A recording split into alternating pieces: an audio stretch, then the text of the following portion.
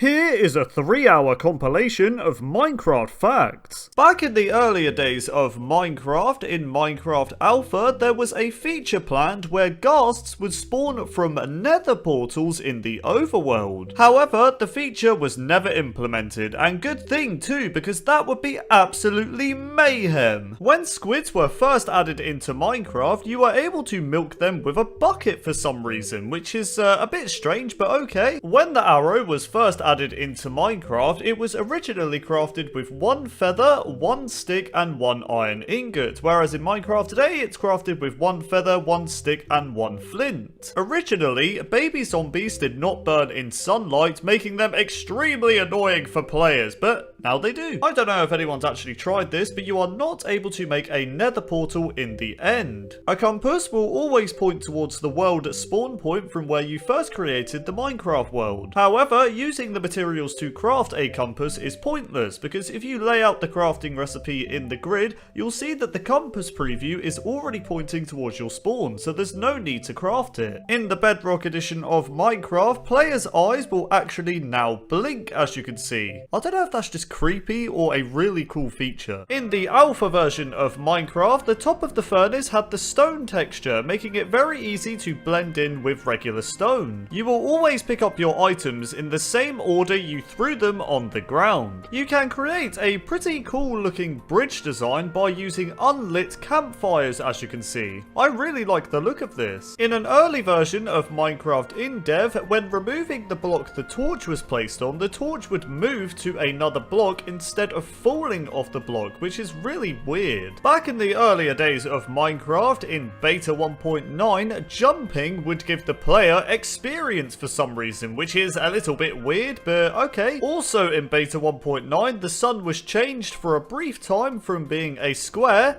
to a circle, looking like this.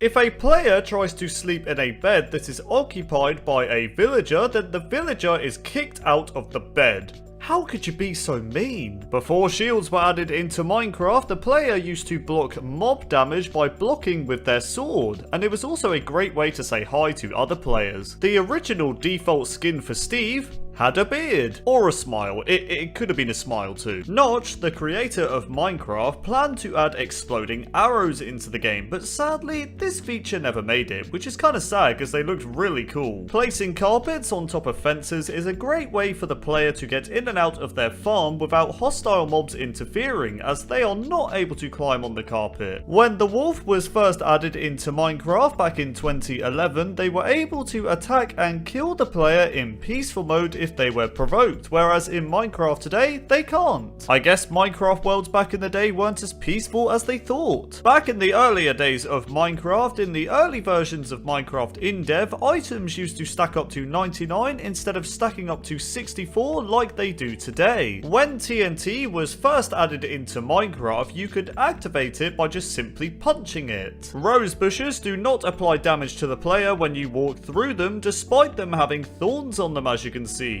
Do you think they should change this? Let me know in the comments. In older versions of Minecraft, in creative mode, attacking a hostile mob would actually cause them to be hostile towards you, which was a little bit annoying. I will never stop talking about this until they add this back to Minecraft, and that is that the rose used to be in the game, but they removed it and added the poppy instead.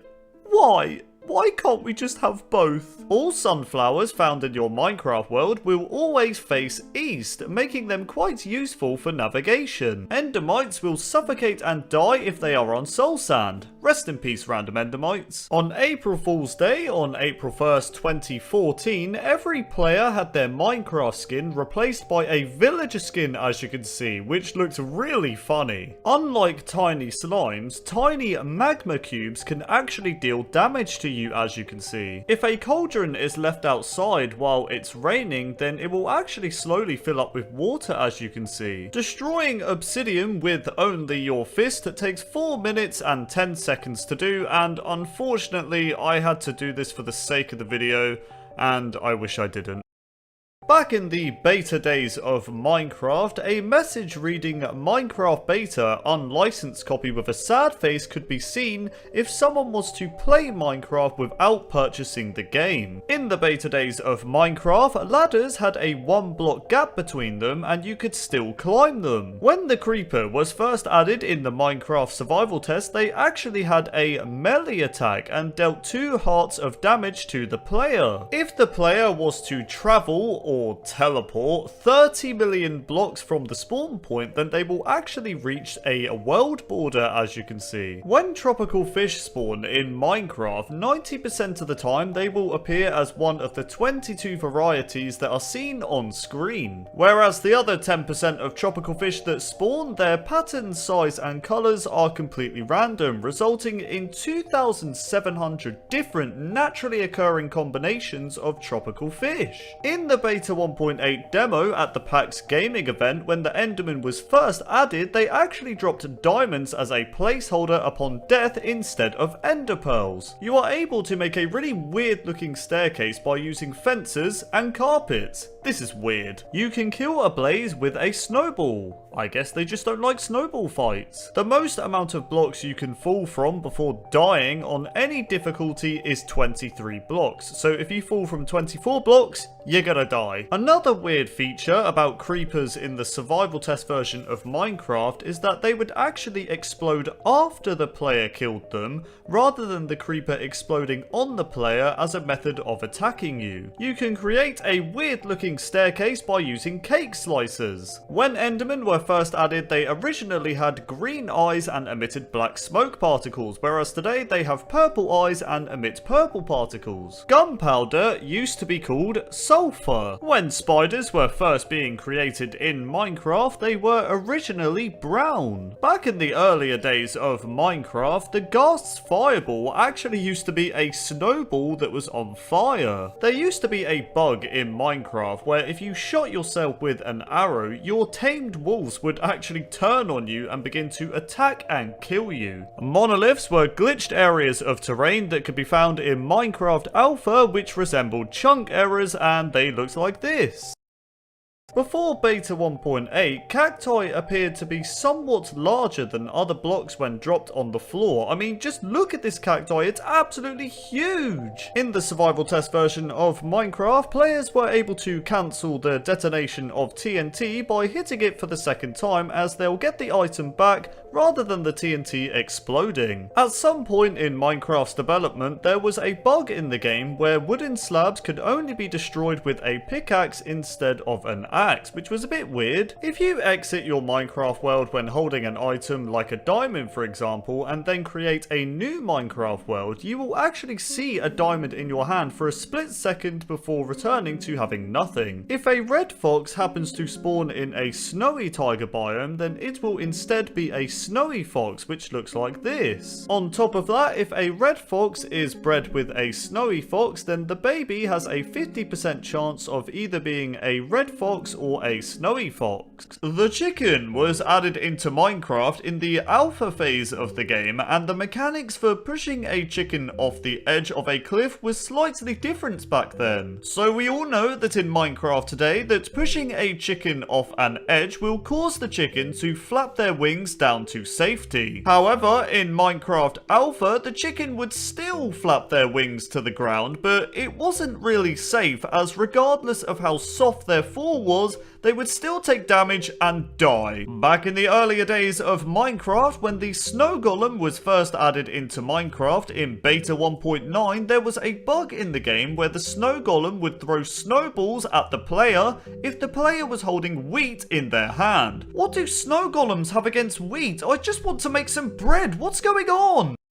Back in the earlier days of Minecraft, in the early stages of Minecraft Alpha, there was a really unique feature in the game which was known as Winter Mode. Now, Winter Mode was one of the 2 randomly occurring world types, with the other being a normal world type. So, upon creating a Winter Mode world type, the player would be greeted with 4 different types of snowflakes that would fall to the ground, creating a snow layer on any block exposed to the sky. In other words, your Minecraft Minecraft world would be snowing 24/7. Now, there was a 25% chance for the player to get a winter mode world when creating a new world, and a 75% chance to get a normal type world. However, in a later version of Minecraft Alpha, biomes were added into the game, which meant the winter mode world type was removed and you would instead have to find a biome with a snowy environment. Before the snow golem mob was added into Minecraft in version beta 1.9, Notch, the creator of Minecraft, originally planned to call the snow golem a snowman. We know this as in the story of Mojang documentary, Notch mentioned that he wanted to add snowmen that threw snowballs. Take a listen. Another thing, a suggestion is to make a scarecrow, because it would be so fun, because you have like a pumpkin here, yeah, and then some cloth, and then some sticks. It would look very cute. And we should have snowmen as well that throw snowballs. However, after Notch revealed that he would add snowmen into Minecraft, a Reddit user stated he would instead call the mob snow golems, which later became the official name for the mob. If you look very closely, you will notice that the brewing stand, when placed, will emit a barely visible light level of 1. That's right guys, brewing stands provide you with light. Well, not really to be honest, because I still can't see a thing. Throwing a splash potion of any kind on top of your head is more efficient than throwing the potion at your feet, as the status effect from the potion will last slightly longer, as you can see. Back in the earlier days of Minecraft, in the 1.5 update, there was a bug in the game where Ghast would shoot diamond helmets at the player instead of their regular fireball. I mean, if a Ghast was shooting diamond helmets at me, I wouldn't complain. It's free diamonds after all. Well, sort of. The pumpkin stems on regular pumpkins will always face in the northwest direction of your Minecraft world, making them very useful for navigation. Have you ever wondered why there's this small room above the main part of a desert pyramid? Well, I'll tell you. So the second floor of the desert temple actually allows you to perfectly build a fully powered beacon, which is so satisfying. Whether this was done on purpose, I'm not sure, but the second floor is perfect for a beacon. The Piglin Brute mob drops the highest amount of experience points out of any non-boss mob in Minecraft, dropping a total of 20 experience. I mean, I should hope so. These guys are so annoying to kill. The bobbing animation that the Strider makes while walking was initially created by accident. However, the developers thought it was, quote, quirky and fun, so it was added as a feature. In Minecraft, there is currently a glitch in the game when it comes to shields. So if you hold up a shield while entering a Nether portal, then something very strange will happen. So once you are in the Nether, your shield will always be in use, even when you're not right-clicking on it to hold it up, which is very useful. This is because you can still sprint and use your weapons while the shield is protecting you, so yeah, a very good glitch. If a fox attempts to pounce and kill a chicken in a snow biome, then the fox can get stuck in snow. You okay there, fox? It looks like you could do with a bit of help. A safe and effective way to get ender pearls from endermen is to trap them in a boat. This is because once the enderman is trapped in the boat, they cannot teleport away, which means you're just free to kill them for the ender pearls. I'm not gonna lie, I feel a bit bad. I'm sorry, enderman. Back in the earlier days of Minecraft, slimes were not given the ability to swim, so whenever they entered the water, they would just slowly sink to the bottom and eventually drown, which made me very sad. But don't worry, in Minecraft today, slimes have had swimming lessons and they can swim around and attempt to kill you, which is just lovely. When the player places down an enchanting table and uses it for the first time, the first level 1 enchantment for a bow will always be power 1. In Minecraft Bedrock Edition, there is an exclusive feature in the game when it comes to campfires. So if the player stands on an unlit campfire while they're on fire, fire, then the campfire will actually become lit, which is a nice attention to detail, to be honest. In Minecraft Java Edition, however, this feature is not a thing. This is the first ever screenshot released for wolves in Minecraft. As you can see, they have noticeable differences, such as having different fur color on the head part of the texture. Despite the netherite pickaxe being the strongest and most durable pickaxe in Minecraft, the gold pickaxe is still the pick that mines blocks the fastest. In Minecraft, it is actually possible to get out of the world border by using boats. Just simply place a boat next to the world border, get into the boat, and bam, you'll be outside the world border. Be careful though, because you might die. Back in the earlier days of Minecraft, in the early versions of Minecraft in dev, the crafting table block was not yet added into the game. So did this mean players could not craft items at the time? Well, not exactly. So in dev, if you press the B key on your keyboard, you would open a 3x3 crafting interface as if you were using a regular crafting table. Additionally, when you opened your regular inventory at the time by pressing I, you'll notice that there's no 2x2 crafting grid to craft smaller items. So yeah, despite there being no physical crafting table in Minecraft in dev, you could still craft items by pressing B. So we all know that if you hit a zombified piglin, then things will get a little bit crazy, as all the other zombie piglins will become hostile towards you. And if you ask me, that's not fun at all, it's just very scary. However, if you manage to kill a zombified piglin in one hit, then the rest of them won't become aggro towards you, which is a very relieving feeling. Yeah, that's right, I bet you had no idea that I killed your mate just a few seconds ago. Anyways, let's just move on before he thinks I'm sus. If a creeper is inflicted with a potion effect and proceeds to explode, it will leave behind a lingering form of said potion, which in my case is poison. In Minecraft multiplayer, if your friend crouches by the ocean, then the water itself becomes see-through when you look through your friend's name tag, which is rather strange. Thanks for the help, Derpy Whale. I'm able to see underwater a lot easier. Wait, speaking of water, get back in the water, you're a whale. In Minecraft, you are able to create snow golems underwater, but it's a pretty pointless task as they'll just instantly start dying. I'm sorry mate, I had to do it for the purpose of the video, please forgive me. However, for some reason you are not able to create iron golems underwater, even though the spawn concept is the same as a snow golem. What gives, man? I'm just staring at a pumpkin. This isn't what I want an iron golem to hold a poppy out for me.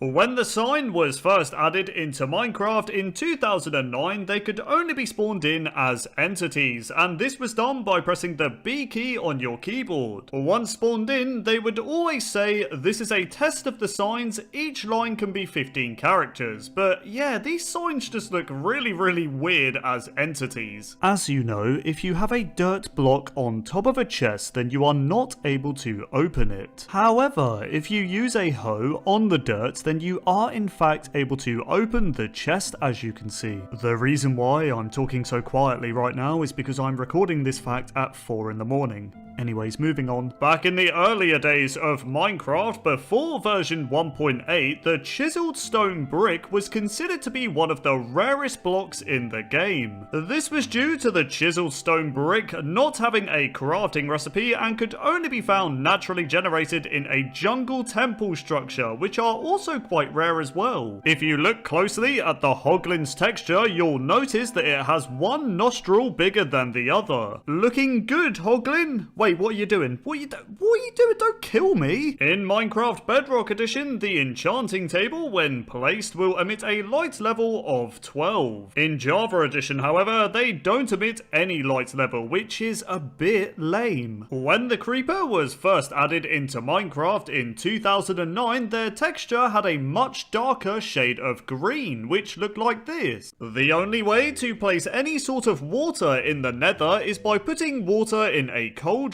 Not sure why or how this is possible, but fair enough. If you throw a trident with the loyalty enchantment while having a full inventory, then the trident will just follow the player around. Iron golems are not able to drown in water. You okay there, mate? I think he's fine. Putting an armor stand on top of a fence will cause the armor farmer stand to float, which looks rather strange. When the endermite was first added into Minecraft in version 1.8, they used the exact same model as the silverfish mob, but was just a different color. The feature of players being able to crawl in 1 block gaps was actually created by accident. However, Mojang liked this accidental feature so much that they decided to keep crawling in the game. Back in the earlier days of Minecraft in beta 1.8, a bug existed in the game in creative mode. So for some reason, players were able to hit mobs with their sword from a very long distance away, which was just a little bit weird. I mean, just look at this. How is this even possible? Grass paths are a great way to hide your items in Minecraft, as you can transport items into hoppers through the grass path due to them not being a full block. Brown mushrooms are unique as they will emit a light level of 1, whereas red mushrooms do not emit anything. If gravel falls onto soul sand, then the gravel will break. You can reduce a creeper's detection range by 50% if you are wearing a creeper head. I guess the creeper thinks you're one of them. Oh wait, never mind, he still wants to kill me. The crafting recipes for boats are the only recipes that can be unlocked in the recipe book without having any items. All you do is just simply jump into water. When Minecraft became 10 years old, all cakes in the game had a number 10 on it, which looks like this. Bats will still fly away from the player if they are under the invisibility effect. I mean, bats in real life have amazing hearing, so it makes sense.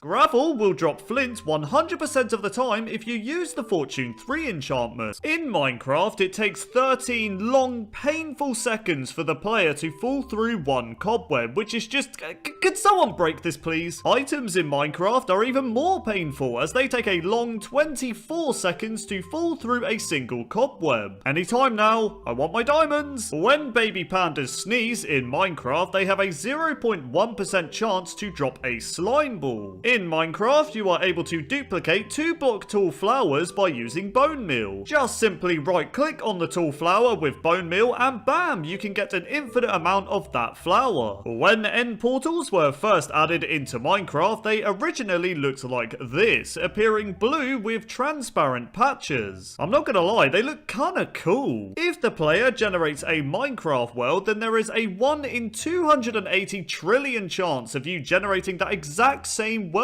seed for a second time. So yeah, very rare, but still possible. There are exactly 233 bookshelves in a single library within a stronghold. This means the player can yield up to 699 books when they destroy every bookshelf within one library. In the 15W31A snapshot for the 1.9 combat update, the player could respawn the Ender Dragon by building a creeper face made out of clay. Now, this feature was of course a placeholder, but it's still really cool. If an iron golem is low on health, then you can heal them by right-clicking on them with an iron ingot. You feeling better now, mate? I love iron golems, man. The end gateway portal that generates after defeating the Ender Dragon are usually entered when you throw an Ender Pearl at it. However, an easier way to travel through the portal is to simply place a trapdoor on the bedrock and force yourself in the crawling position. Once you've done that, just crawl through and bam, you can find an end city. If you look closely at the corner rail texture, you'll notice that it closely resembles an iron pickaxe, which is quite cool actually. There are many different types of slabs in Minecraft, but the first slab ever created was the dirt slab, which looks like this. We never even got the dirt slab, so rest in peace. The bedrock texture in Minecraft is just the stone texture, but with a really high contrast. Back in the earlier days of Minecraft, cats were instead obtained as a pet by taming an ocelot in a jungle biome. But then in version 1.14, stray cats became their own separate mob and spawn in villages. In the snapshot phase for the 1.9 combat update, a glitch existed when it came to boats. So if the player placed a boat on a slime block, waited a few seconds, then got into the boat, you would be launched up into the air. Also, the longer you waited to get into the boat, the higher you would be launched, which was so so cool. This is the first ever screenshot for a Minecraft stronghold structure. As you can see, the stronghold looks rather different and has also generated on the surface, which is quite a change to the strongholds we have today. If you look closely at your hotbar in Minecraft, you'll notice that each slot is using the sand texture. I won't lie, this blew me away when I first noticed this. Piglins are able to open and close doors, which is actually quite terrifying to be honest. So we all know that when an animal dies to fire, it drops its cooked variant of the food. However, when an animal dies to a campfire, it drops the raw variant of the food, which is rather strange to be honest. The crawling feature in Minecraft uses the exact same animation as the swimming animation and both look awesome. The Unbreaking 3 book appears in both the Tools tab and the Weapons tab in the Creative inventory. The music disc 11 will play for exactly 1 minute and 11 seconds. In version 1.14.4, there was a glitch with boats where each jump you made on top of a boat, fall damage was added for when you walked on land. So for example, if I jump 4 times on top of the boat and then walk on land, I will take 2 hearts of damage. So yeah, with this glitch you could essentially kill you or your friend by jumping on boats.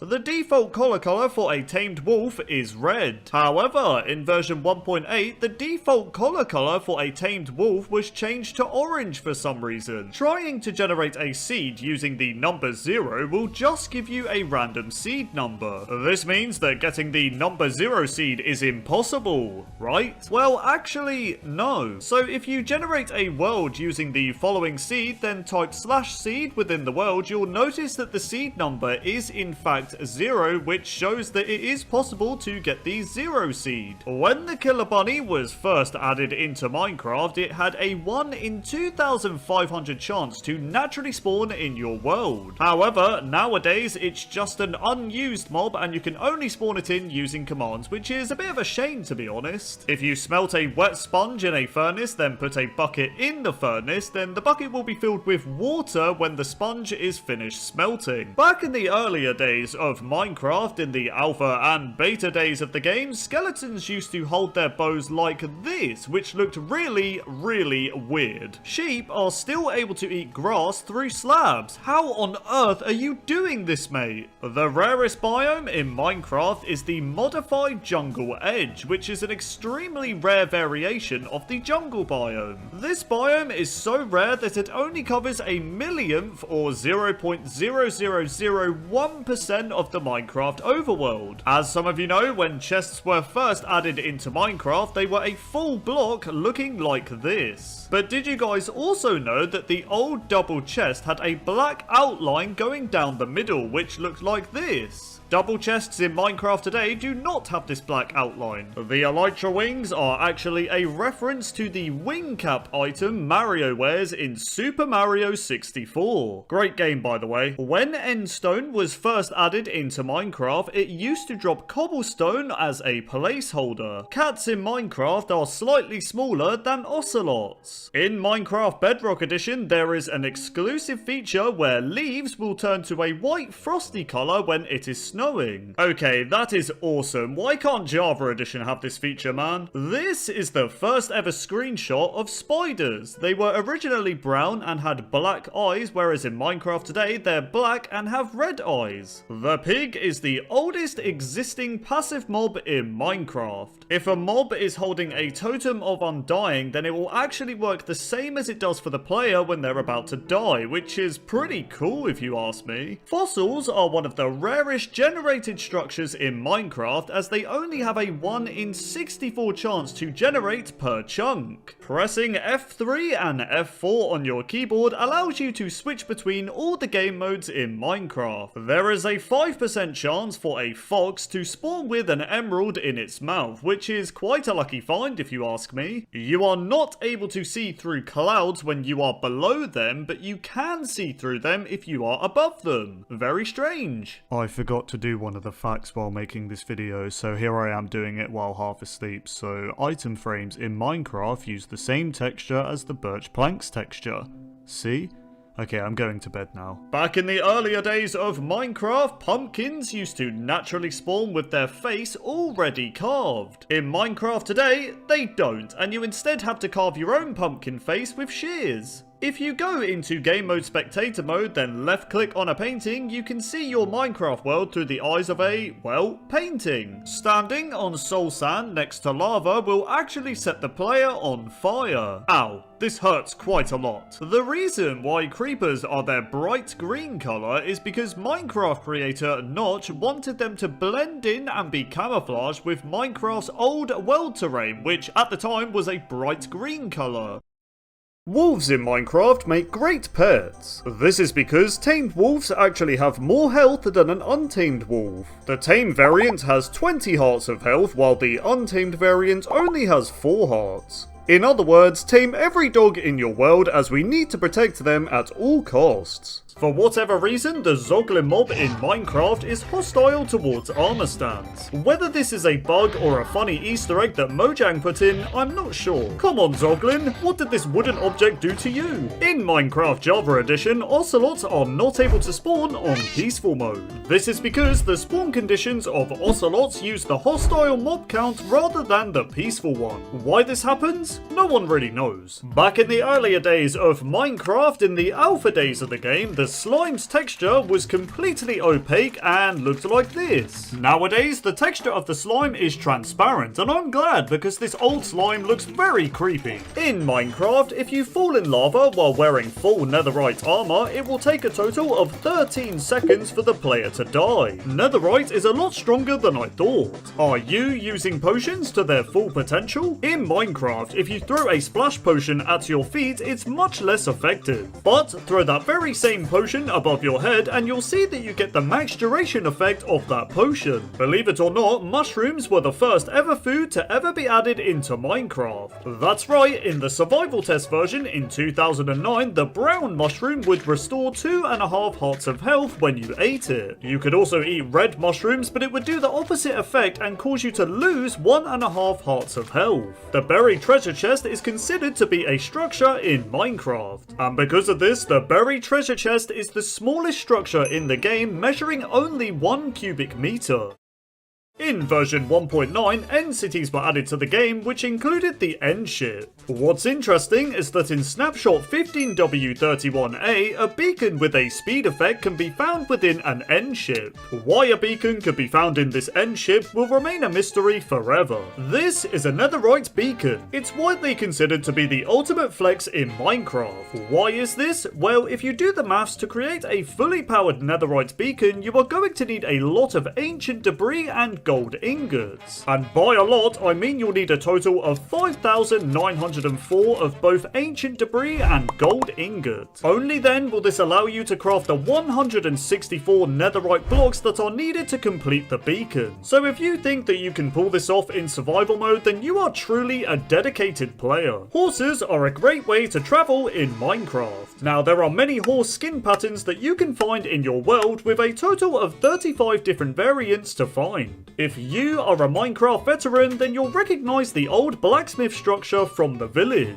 While many thought the original blacksmith was removed when villagers were overhauled, it's actually still in the game. As you can see, the current blacksmith structure resembles the architecture of the original, so it wasn't really removed, it just had a glow up. Sweet berry bushes are useful as they can absorb your full damage when you land on them. You will, however, start taking damage from the bushes themselves, so be careful. The nether brick is the only block in Minecraft that has both a wall and a fence variant. You are definitely spoiled for choice with these nether blocks. Back in the earlier days of Minecraft, in alpha and beta, armor worked completely differently and was a little weird. This was because the protection of your armor was based on the amount of durability it had and not by the armor type. This means if you had diamond armor with low durability, it would hardly protect you, making armor types kind of useless back in the day. In Minecraft, there is a weird feature where baby piglins will never grow up into adults. Since piglins aren't considered undead mobs, it doesn't really make sense for the baby variants to not become a normal piglin. I guess you'll be a baby forever, man. Sorry. Here, have some gold. There are many items in the game that you can use as fuel to power a furnace. But one of the more strange items you can use in a furnace is a daylight sensor. So considering how expensive it is to craft, it's not really worth it.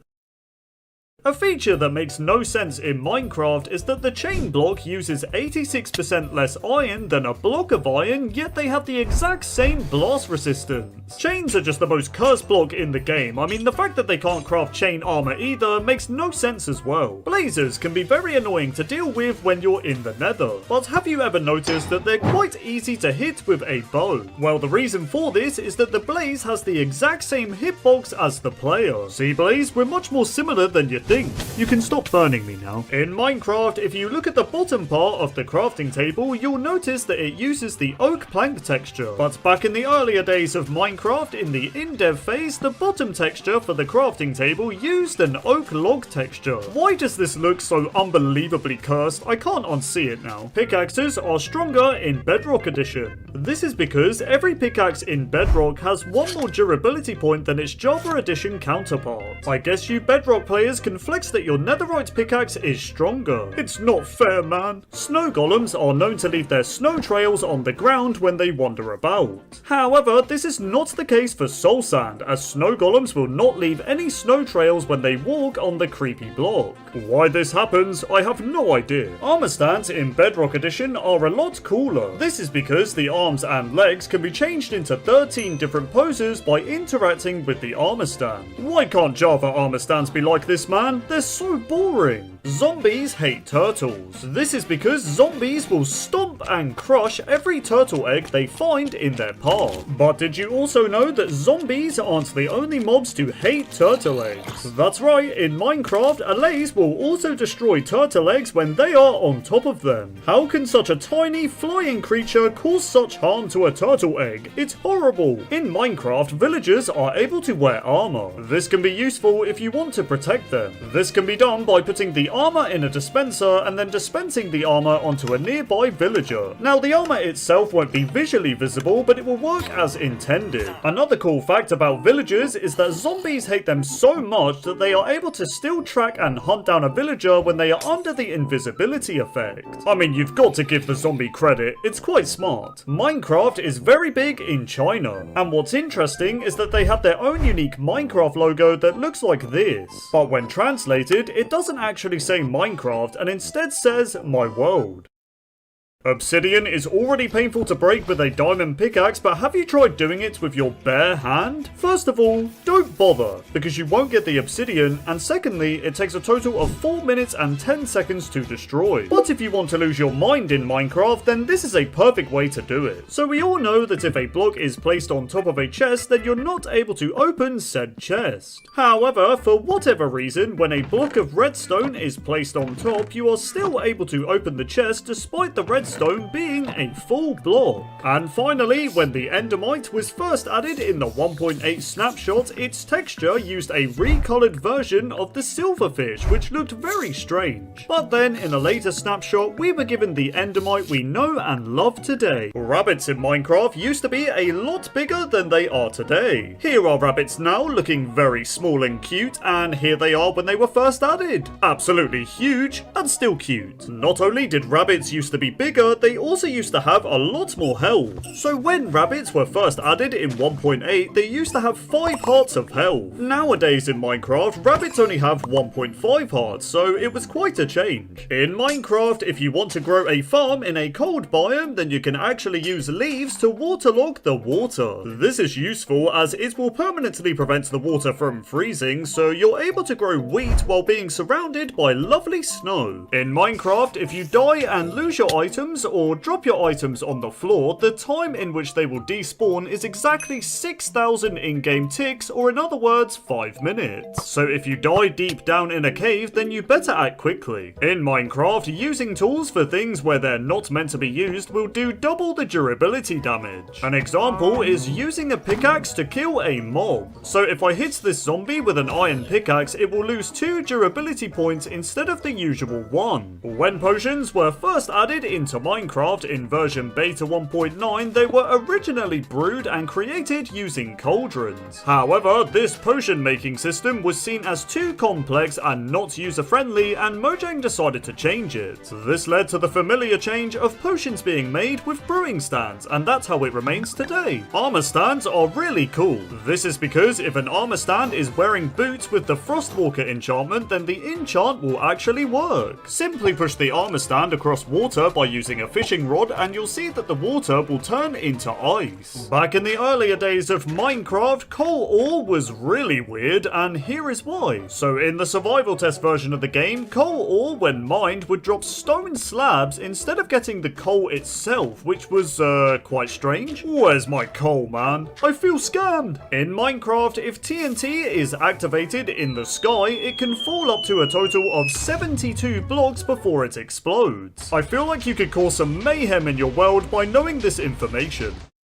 When the axe was first added into Minecraft in 2009, it looked really weird, and here is why. So the axe in Minecraft InDev used to be double-sided, looking like this. However, this didn't last too long, and the axe's texture quickly got cut in half. Back in the earlier days of Minecraft, in the console edition version of the game, there was a really cool Easter egg in one of the tutorial worlds. So on the TU19 tutorial world, there was an island northeast side of the world that had a remake of Stampy's house from Stampy's Lovely World. Let me know in the comments if you used to watch Stampy. He was a lot of people's childhood YouTuber. Next time you're looking at an end crystal, pay close attention to the symbols. At first glance, it just looks like gibberish, but when you take the textures and put them in the correct order, it almost appears as if it's spelling out Mojang. Okay, this one's actually really cool. There's so much detail in this game, man. Fishing rods are weird. This is because the maximum distance the player can get between the fishing rod bobber and themselves is 33 blocks. Any further and the bobber and fishing line will disappear. If the player is fishing in an area that doesn't have access to the sky, then the wait time for catching a fish is doubled. However, if you decide to go fishing on a rainy day in Minecraft, then the catch rate for a fish is twice as high. In other words, always fish when it is raining. In Minecraft, you are not able to see smoke coming from a campfire if you look at it through stained glass. This is kinda weird and makes no sense. So we all know that naming a mob will prevent them from despawning. With that said, this name tag feature doesn't apply to the Wandering Trader. In fact, the Wandering Trader is the only mob in vanilla Minecraft that can still despawn if it has been named with a name tag. In Minecraft, flowing lava is not able to turn water into obsidian if the water has bubble columns in it. In Minecraft Beta 1.9 pre-release 5, a bug existed in the game where the player was able to create an infinite lava source. To create it, all you had to do was dig out a plus shape, place 4 lava sources all leading to the middle section, and there you go, you can collect infinite amounts of lava from the middle. The biggest possible nether portal you are able to make in vanilla Minecraft is 23 by 23 blocks. Now that is a pretty big portal. The most effective way to defeat the ender dragon in Minecraft is to hit them in the head. This is because if you hit the dragon in the head, it deals 5 hearts of damage.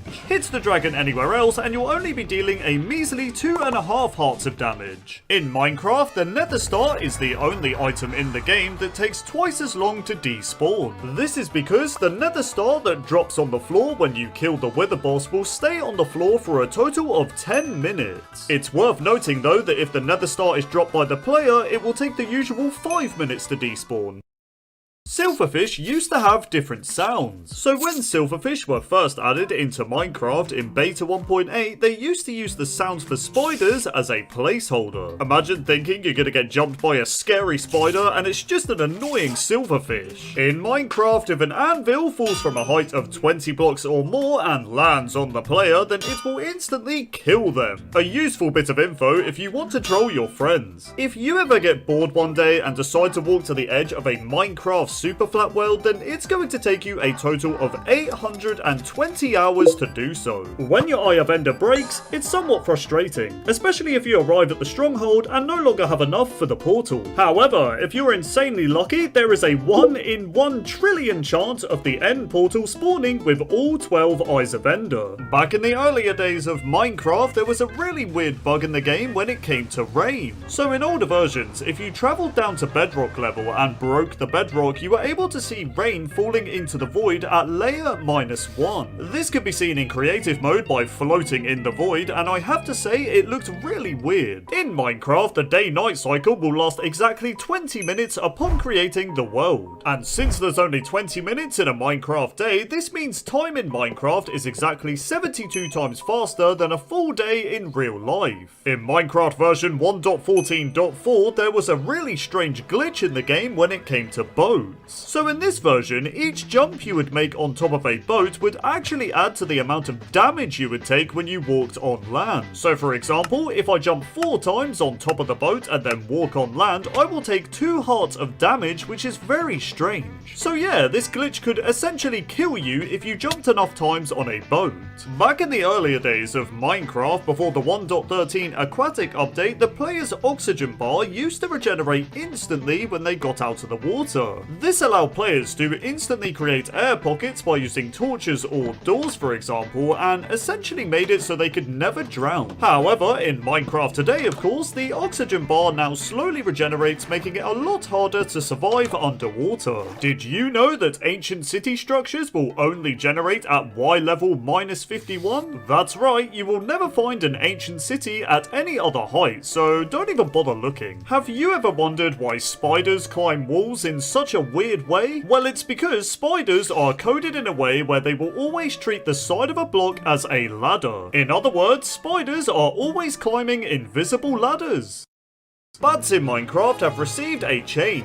So in the upcoming 1.20.3 update, the bat has had a complete model and texture change in order to prepare for Halloween. With that said, many players probably won't even notice this change, as bats are one of the most useless mobs in Minecraft. They still look really cool though, and a lot better than the old texture. Everyone knows that there is a 1 in 8 chance of you hatching a baby chicken from an egg. But did you know that there is a 1 in 256 chance of 4 chickens spawning from a single egg? So we all know that the cave sounds in Minecraft are some of the creepiest ambient sounds that are found in the game. But one cave sound that stands out as sounding absolutely terrifying is cave sound 14. What makes this cave sound even creepier is if it's run through a spectrogram, a creeper face will appear. There's no other way to describe this image other than creepy. In the afternoon of a Minecraft day, all adult villagers will gather at the village bell for a town meeting. This is actually a nice attention to detail and gives villagers a lot more personality. Speaking of villager schedules, at sunset, most villagers in the game will lay down in the nearest bed and remain there until morning. However, the green nitwit villager will stay up later before sleeping and also wake up later in the morning. Why is this green nitwit villager literally me? I mean, I go to bed at like 4 AM. Back in the earlier days of Minecraft, before version 1.8, the chiseled stone brick was considered to be one of the rarest blocks in the game. This was due to the block not having a crafting recipe at the time and could only be found naturally in a jungle temple structure. And since jungle temples were somewhat rare in themselves, it made the chiseled stone brick very difficult to come by. Before version 1.8, slimes were not given the ability to swim, so whenever they entered the water, they would just slowly sink to the bottom and eventually drown, which made me very sad. But don't worry guys, in Minecraft today, slimes have had swimming lessons, which means they can swim around in the water and attempt to kill you, which is just lovely.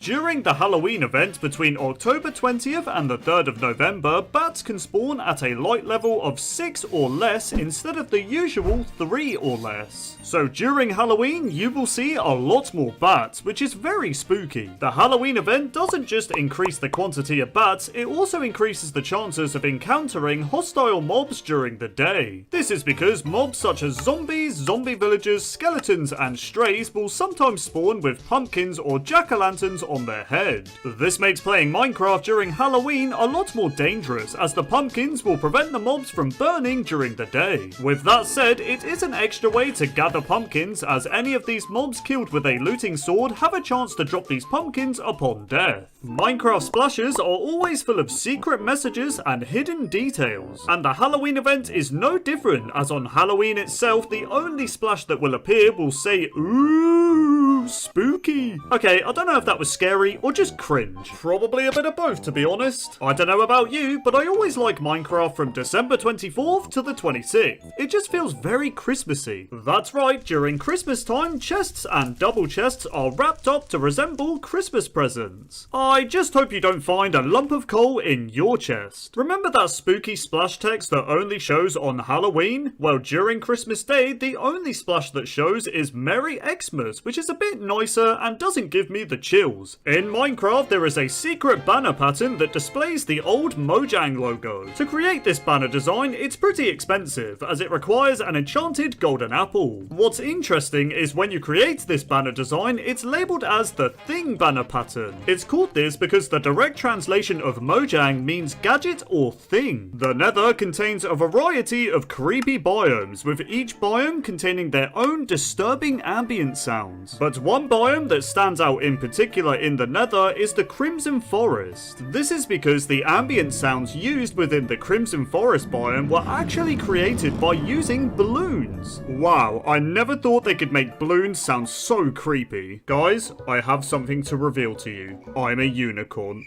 That's right, there's a command in Minecraft that lets you wear certain items on your head, so you can become a unicorn, chew your favourite bone, or even have some wooden glasses. Is this fence gate going to give me a splinter? It better not. The killer bunny is a strange mob in Minecraft. When the killer bunny was first added, it had a 1 in 2,500 chance to spawn naturally in your world. The killer rabbit was completely hostile, dealing 4 hearts of damage to the player. In a later version, the killer rabbit was removed and became an unused mob, and now you can only spawn it in using commands. The reason for the killer bunny's removal was because Jeb said it had been referenced in too many games and was pretty much a random death event that didn't belong in Minecraft. This confirms that the killer rabbit was only added to Minecraft as a joke and not a serious mob that belonged in the game. I mean, after all, the killer bunny is a reference to the rabbit of Kerbanog from Monty Python and the Holy Grail. I think the killer bunny should have stayed personally. It would have been pretty funny to die to a rabbit.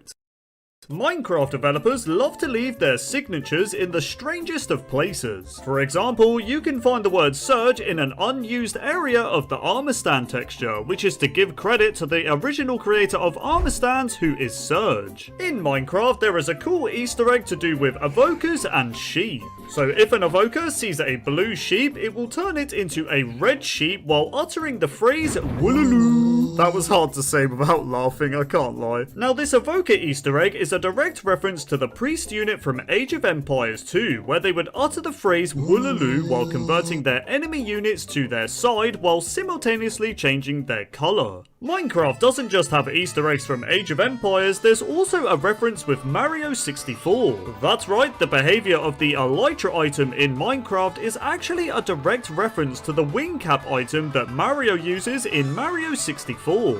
This Minecraft cake is a lie, or at least that's what it used to be. So back in the earlier days of Minecraft, when crafting a cake, you could obtain an achievement that was simply called The Lie. Now, this cake achievement is a direct reference to the "cake is a lie" catchphrase from the popular video game Portal. Have you ever tried to name a Vindicator Johnny? Well, if you haven't, then don't bother, because they become extremely aggressive and will attack any mob and player within sight. The only exceptions are Illagers and Ghasts. They don't care about them. This name tag Easter egg is a reference to the movie The Shining, with the infamous quote, "Here's Johnny, here's Anthony, subscribe." There is a secret rabbit in Minecraft, and no, I'm not talking about the killer bunny. So if you rename any rabbit in your world Toast, then its texture will completely change to this. This texture is a reference to user XYZen420, who asked Ryan Holtz, the creator of rabbits, to make this skin look like his girlfriend's lost rabbit. This Easter egg served as a nice little memorial for Toast. Next time you're looking at an end crystal, pay close attention to the symbols. At first glance, it just looks like gibberish, but when you take the textures and put them in the correct order, it almost appears as if it's spelling out Mojang. Okay, this one's actually really cool. There's so much detail in this game, man. Minecraft developers aren't the only ones that like to leave their little signatures in the game. That's right, the Ghast mob doesn't have a secret signature with its texture, but with the sound it makes. This is because the sounds Ghast make are taken from C418's Cat, who is the composer of Minecraft's original soundtrack. So we all know that the cave sounds in Minecraft are some of the creepiest ambient sounds that are found in the game. But one cave sound that stands out as sounding absolutely terrifying is Cave Sound 14. What makes this cave sound even creepier is if it's ran through a spectrogram, a creeper face will appear. There's no other way to describe this image other than creepy. Do single coloured sheep bore you? Well, if they do, try renaming them to Jeb_. This name tag Easter egg will cause the sheep to become a rainbow sheep.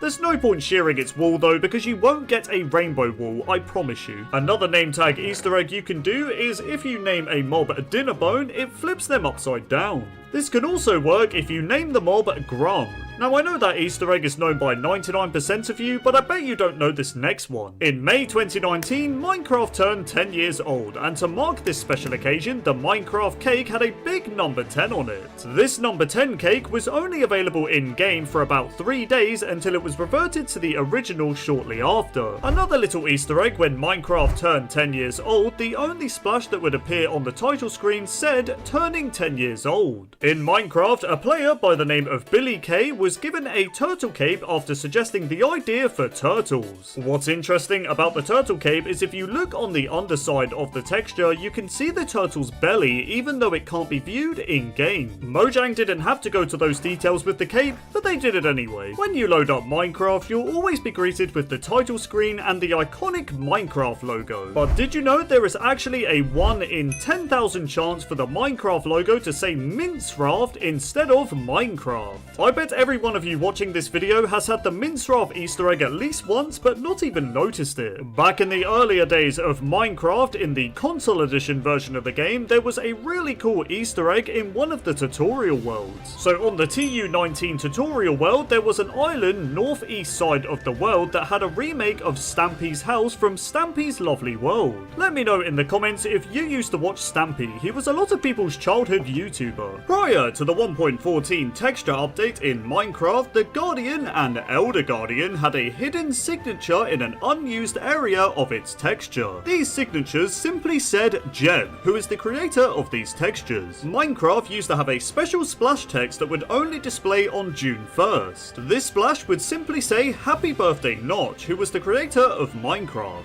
However, this splash was later removed in version 1.8 due to Notch leaving Mojang in 2014. Another Easter egg related to Notch was all to do with his Minecraft account. So back in the earlier days of Minecraft, when the Minecraft account Notch died in-game, it would actually drop an additional apple upon death along with its regular loot. I guess Notch just really enjoyed apples. Did you ever feel Minecraft and Terraria were connected? Well, in some way, they are. According to Minecraft developer Jeb, bosses in Terraria were a direct inspiration for the Wither. This is because Jeb really liked the idea that you could summon a boss yourself in Terraria, and thus added this feature for the Wither boss in Minecraft. Back in the earlier days of Minecraft, the netherite items actually had much different textures. That's right, in early versions of the Nether update, the netherite tools and armor had a diamond-like appearance to their texture. These old textures were likely a placeholder, which means we now have the netherite items we have today. The image you see on screen is the first ever known screenshot of the Enderman in its early development back in 2011. Now I have to say, when you zoom in on this early Enderman, it definitely looks a lot more ominous and creepy. So we all know in Minecraft today, Endermen will teleport away if they come into contact with water. However, back in the earlier days of Minecraft, in the beta days of the game, Endermen did not attempt to teleport away from water and would instead just die. This meant players, when exploring their world in beta, would find numerous ender pearls in different bodies of water. It was quite sad when you think about it, because every time you'd find an ender pearl in water, you just knew an enderman had died there. So we all know in Minecraft, you can fall from any height in a boat and you won't take any fall damage. However, a bug used to exist in the game where your boat would get destroyed and you would die if you fell from specific heights in the boat. For example, if you fell from 49 blocks tall in a boat, then the fall damage would not be negated and your boat would just get destroyed and you would of course die.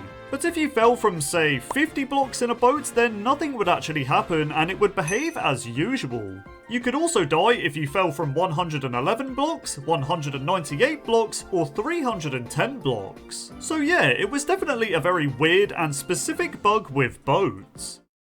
Back in the earlier days of Minecraft, a bug existed in the game that allowed you to place water in the Nether. So in Beta 1.9 pre-release 4, breaking ice in the Nether would turn it into flowing water, which was of course not supposed to happen. It's definitely strange seeing water within the Nether. In Minecraft, if it is raining in your world, then you are able to sleep in a bed 26 seconds earlier when it turns to nighttime. This is because the light level is less when it is raining, so when it begins to turn nighttime, mobs can spawn even sooner. So as a result, you are able to get a good night's sleep slightly earlier while listening to the rain. Hitting a shulker with an invisibility potion will make its shulker shell invisible, but not the shulker's head. Yeah, I'm not gonna lie, this looks so creepy. During the snapshot phase for the 1.14 Village and Pillage update, the pillagers themselves were actually able to open doors. Why this was removed, I'll never know, as it made evokers and pillagers a lot more threatening during a raid. When tree leaves decay in Minecraft, each tree type has a 5% chance to drop their sapling. However, this is not the case with jungle leaves, as jungle saplings have a 2.5% chance to drop from their leaves. In Minecraft, there is a really good trick to get infinite music discs in your world. So we all know creepers drop a music disc if they're killed by a skeleton, but there's actually a really good way to take advantage of this feature. So if you trap a bunch of creepers in a pit full of water and then place TNT above the pit, you can then bait a skeleton into shooting the TNT. Once the TNT activates and explodes, all the creepers will die and each drop a music disc. In Minecraft, if the player is wearing a full set of netherite armor without enchantments, it will take a total of 12.5 seconds for the player to die in lava. Although endermen teleport away when they're hit by a tipped arrow, they are still inflicted with the effects of the arrow, which is really weird. Placing a bed underwater actually creates a small air pocket.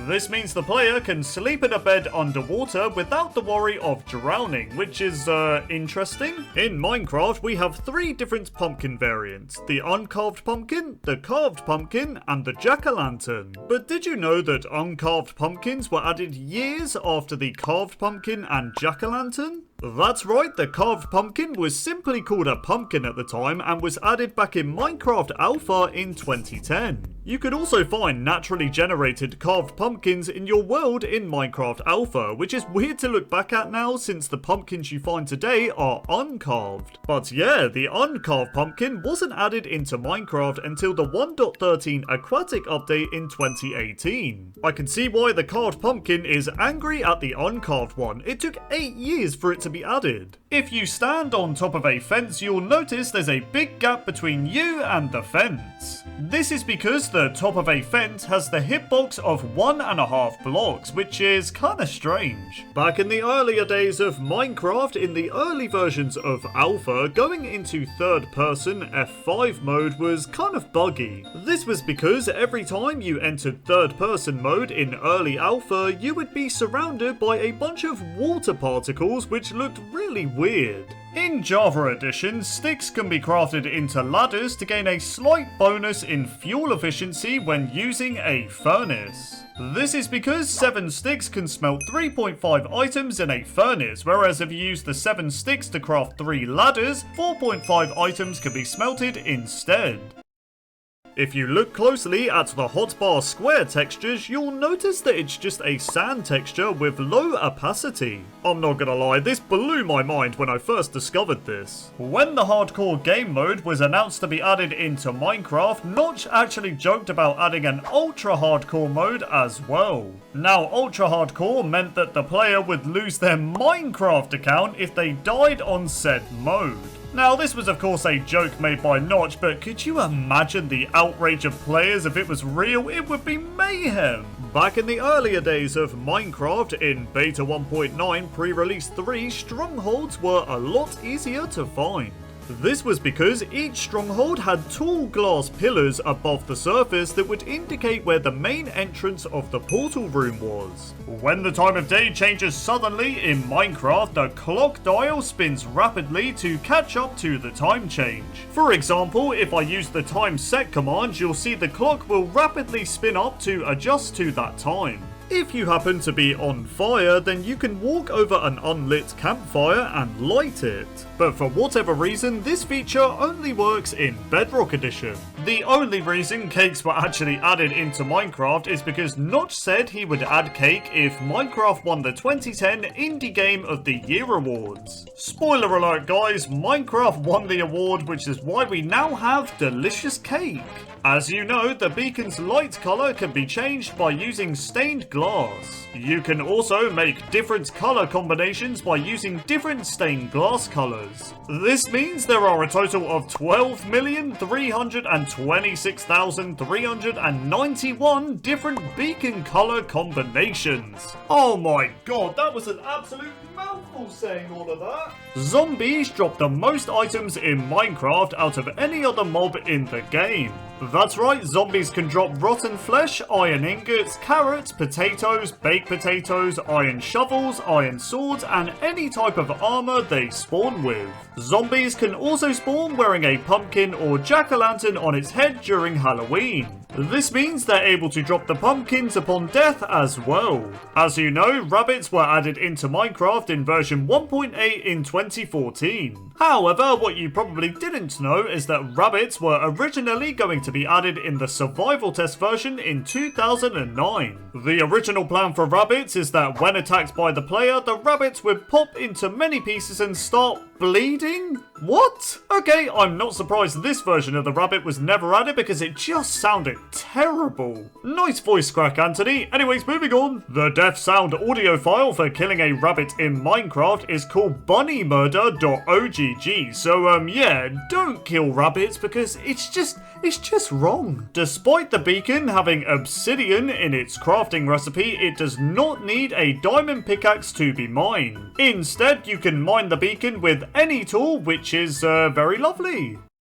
If the player has 37 shulker boxes in their inventory, hotbar and offhand slot, you're able to hold 999 64 stacked items. This allows the player to hold up to 63,973 items at once. The painting, known as Skull on Fire, actually contains a Minecraft world in the background of the artwork. Now, this world is actually based on a real Minecraft screenshot that was taken by the artist in version Alpha 1.1.2. If it happens to be raining in your Minecraft world, then the wait time for catching a fish is reduced by 20%, meaning you'll definitely want to fish when it rains. If you decide to fish in water that's not exposed to the sky, then the wait time for catching a fish is increased by 40%, so yeah, don't do this. The Ender Dragon is the only mob in Minecraft that is not able to be named with a name tag. What gives, man? I can name a Wither subscribed to IDeactivate MC, which you should definitely do by the way. Why can't I name a dragon? Sand, red sand, anvils and dragon eggs will drop as items if they fall onto a boat that's placed in water.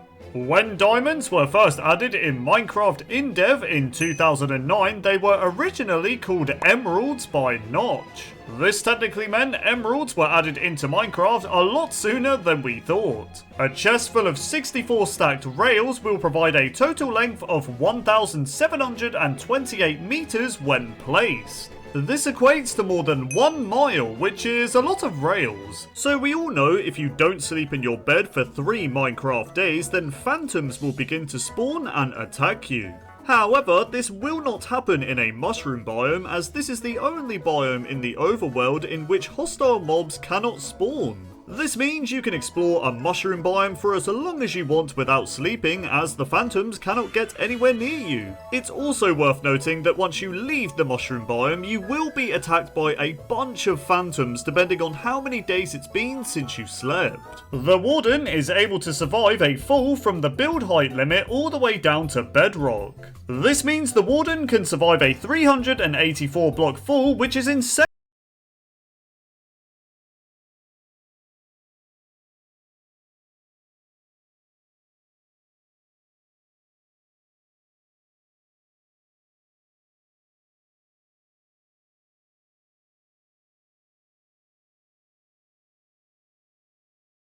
Woodland Mansion is a very rare, dangerous structure in Minecraft. However, if cleared out safely, the loot can be quite rewarding. This is because there are 2 rooms within the mansion that can be generated with diamond blocks. That's right, if you're lucky enough to find the obsidian room, you'll find a diamond block concealed within the obsidian. The other room is the lava room, which contains a glass case with lava inside. Clear out the lava within the glass case and you'll find another diamond block. It's also worth noting that woodland mansions are the only place in which a diamond block can generate. So yeah, they're pretty rare. Hoppers in Minecraft can transfer 9,000 items per hour, which also amounts to 150 items per minute. That's a lot of items. Foxes love to hold items in their mouths. What's interesting is if a fox takes fatal damage and is holding a totem of undying, it will actually use the totem and receive its effects. You got lucky, fox, you got lucky. In Minecraft, bamboo has taken the record of being the fastest growing plant in the game.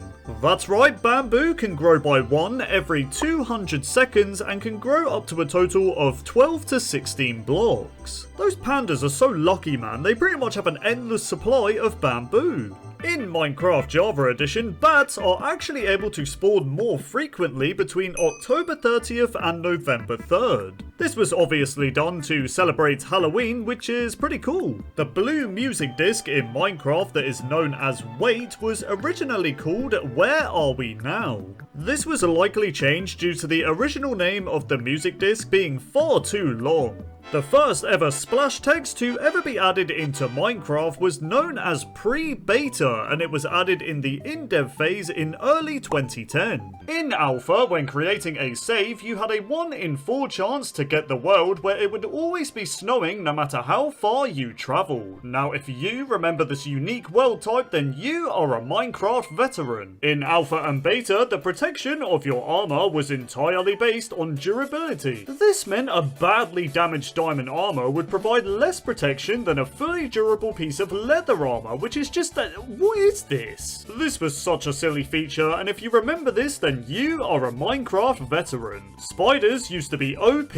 This was because spiders before 1.8 could track and see players through walls. This was terrifying, as I'd be caving in the beta days and spiders would just jump scare me out of nowhere. This feature also caused spiders to always be on ceilings due to them climbing up the wall on the other side. This would then sometimes cause the spiders to drop on your head from above, which was even more terrifying. If you played Minecraft in the alpha and beta days, then you'll definitely remember when the spruce trees in taiga biomes would give you oak wooden planks. Since oak was the only plank type at the time, the spruce and birch trees just gave you oak planks as well, which was kind of weird looking back. But yeah, if you remember every tree type giving you oak planks, then you're definitely a veteran player. Is it just me, or does looking at this old 2D door sprite give me a huge amount of nostalgia? I don't know, man, everything about doors in alpha and beta are a huge throwback, and the old door sprite is no exception. So we all know that water in Minecraft today changes color shade depending on the biome. But if you're a Minecraft veteran, the only water you'll remember is the vibrant blue water that looks like this. Is it weird that I'm getting so much nostalgia just looking at this water? Reminds me of a simpler time, man. Oh my god, do you guys remember when slimes in the old days were really hard to find? Since swamp biomes didn't exist at the time, the only way you could find slimes was deep within cave systems, and even this was a rare encounter. But the main way you'd know if you found slimes was by hearing those iconic, distinct old sounds for the slimes. Take a listen.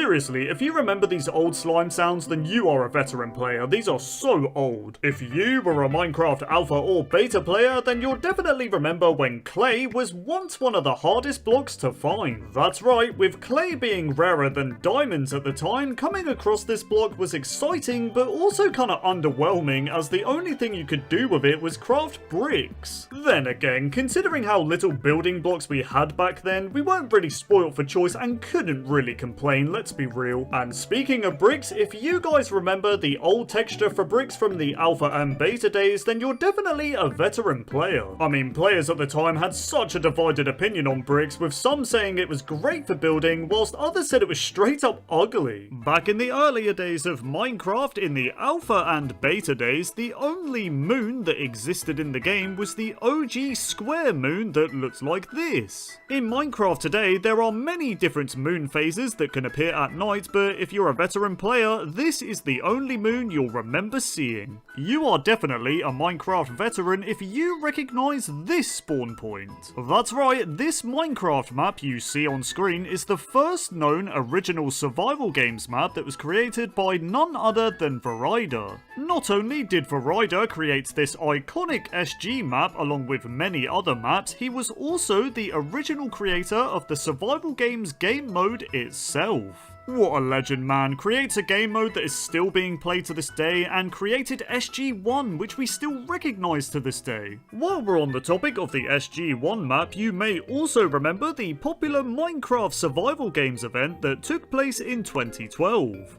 This event featured popular Minecraft YouTubers such as AntVenom, Captain Sparkles, and many more, where they would fight to the death in survival games on the very map Verida had created. And spoiler alert, if you haven't seen the event 12 years later, AntVenom was the winner. You are definitely a veteran player if you remember playing servers such as The Hive and MCSG back in 2013. These servers were massive and featured iconic survival games maps such as SG4, which looked like this, Breeze Island, which looked like this, and SG7, which looked like this. But man, SG4 stood out the most. We all remember activating that lava trap in the hangar and dying, or opening that chest that would give you that slow impending doom by sinking through cobwebs into lava.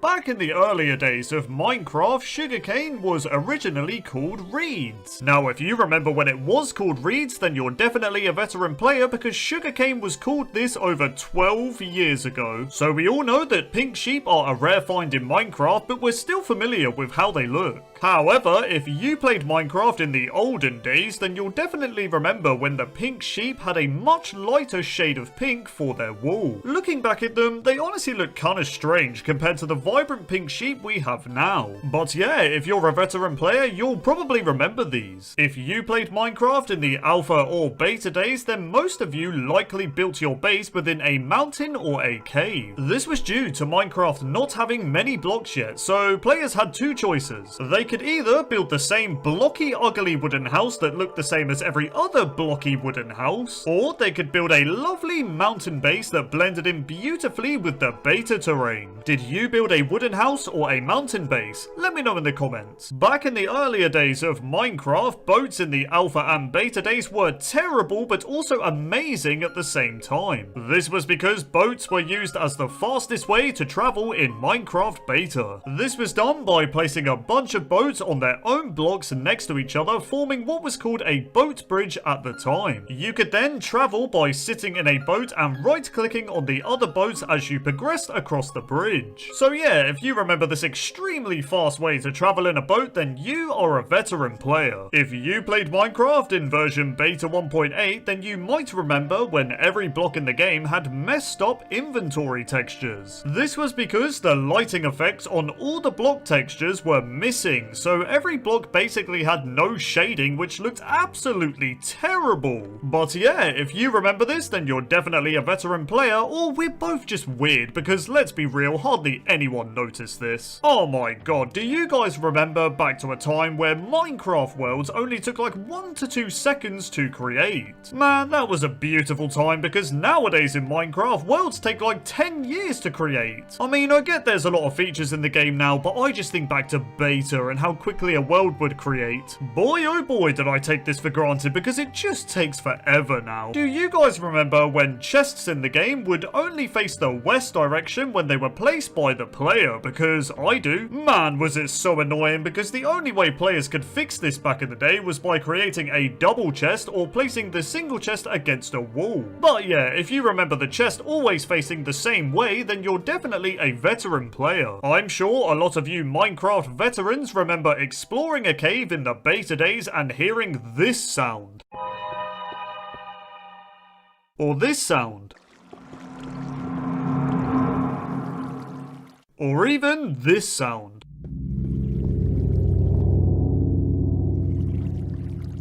Man, the cave sounds are definitely one of the creepiest things about Minecraft, but there was something even scarier about hearing these cave sounds in an empty, isolating alpha or beta version. If you're a Minecraft veteran, then you'll definitely know what I'm talking about because alpha and beta was scary, man. Oh my god, do you guys remember the free version of Minecraft Classic that you could play on the Minecraft website? This was awesome, man. It was a great way for players who couldn't afford Minecraft to try out the basic building aspect of the game.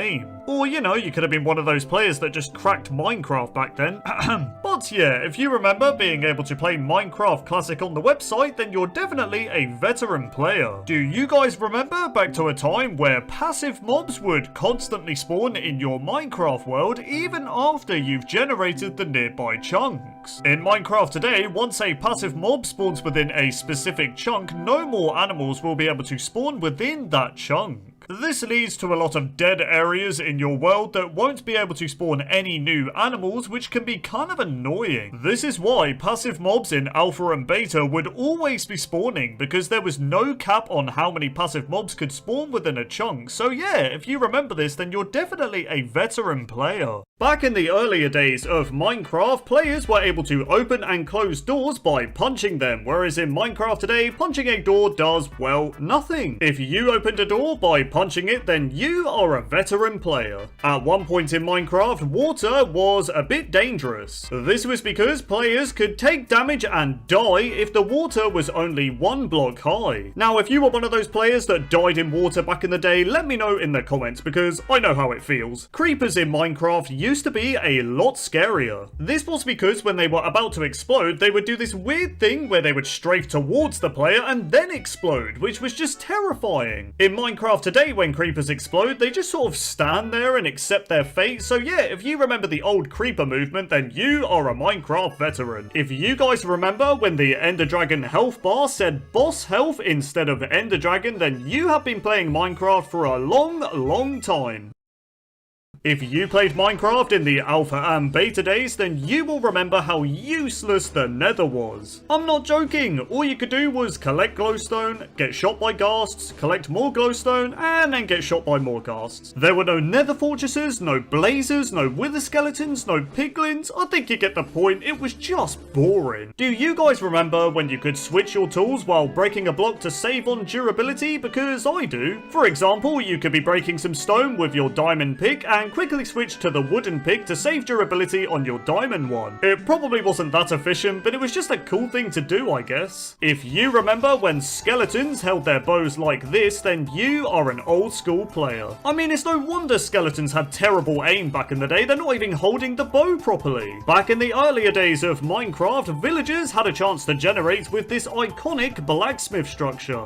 These were awesome, as they were the only structure in a village to contain a chest, and sometimes the loot was just insane, as you'd find things such as diamonds or obsidian. So yeah, if you remember these blacksmith structures, then you are a veteran player. If you played Minecraft in the alpha days of the game, then you'll definitely remember when smooth stone slabs were crafted by using 3 cobblestone. It definitely didn't make sense, but hey, a lot of things didn't make sense in alpha, so let's move on. If you were a Minecraft player in the alpha and beta days, you will definitely know the pain of your farms constantly being destroyed destroyed by mobs. This was because even if you just walked over a farm, it would get destroyed, and it was so annoying, man. Another thing about farms in alpha and most of beta that was pretty lame is that fence gates didn't exist. This meant if you were to place fences around your farm, the only way to safely get in and out was by placing a door, and I have to say it looked very ugly, and I'm sure some of you remember this. If you played Minecraft in alpha and most of beta, then you might remember when the fishing rod texture, when casted, looked identical to the stick texture. I mean, just look at this. It's literally just a stick with a fishing line attached to it. It looked so weird, man. If you played Minecraft when version beta 1.8 was released, then you will definitely remember how hyped the community was when the Enderman was first added. I mean, seriously, the first time you accidentally looked at an Enderman and had them randomly teleport next to you, it was just terrifying, man. No one really expected it. Speaking of the Enderman, when it was first announced to be added, someone made a fan-made video of it, and if you're a veteran player, you might remember it. Take a look.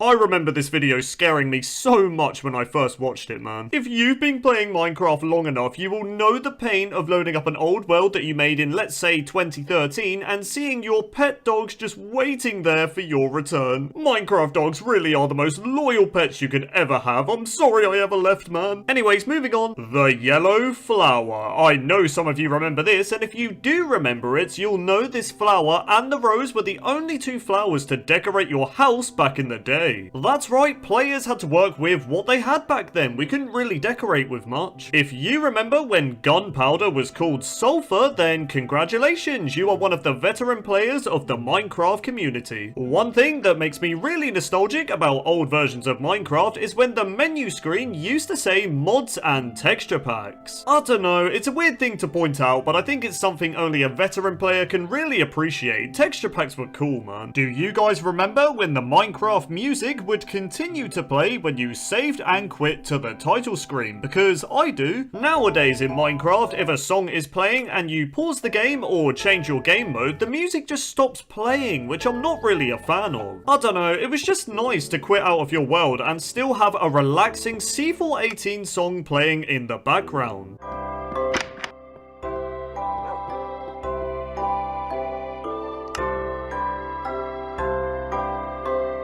If you recognize this screenshot, then you are a veteran player. That's right, this is the Minecraft screenshot that started all the rumors and fan theories of Herobrine. Is this screenshot real? I guess we'll never know. If you played Minecraft in the alpha days, then you might remember when the sun used to rise in the north and set in the south, whereas in Minecraft today, and in real life, it rises in the east and sets in the west. 4 words, the Temple of Notch. If you remember this awesome map, then you are a Minecraft veteran. Take a look.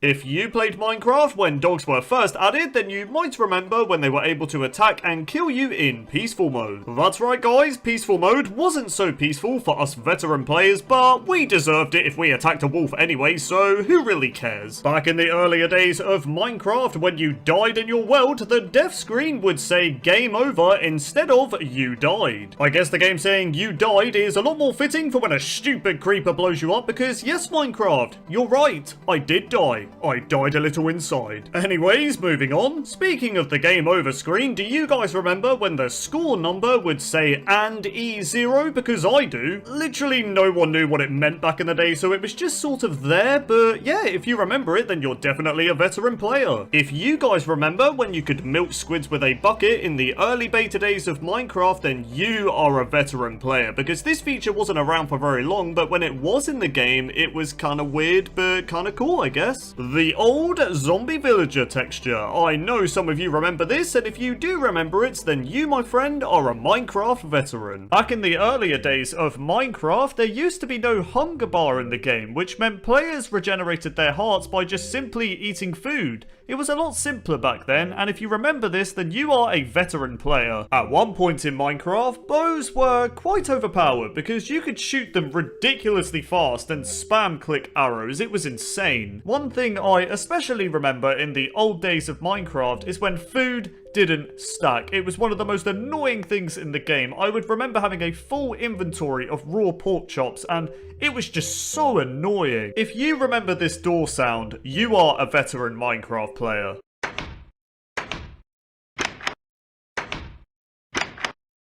I miss this sound so much, man. Another feature I remember in the old days of Minecraft is that you could simply just punch a sheep and it would drop wool. Nope, you didn't have to use shears or anything like that. You could just punch it and it would drop wool. It was ridiculous. Do you guys remember before version beta 1.8 when you could toggle your render distance and fog by pressing the F key on your keyboard? I was quite annoyed when they got rid of it, to be honest, because I found it quite useful as my PC back then was terrible. Oh my god, do you guys remember in Minecraft when fences didn't connect to solid blocks? Because I do, and it was very frustrating. Another thing that was really annoying about fences is that they used to be a full block, making walking around them just really tedious and annoying. I don't think you even need to be an old school Minecraft player to remember this, and that is the old hurt sound. I'm sure all of you watching this video remember this. Take a listen.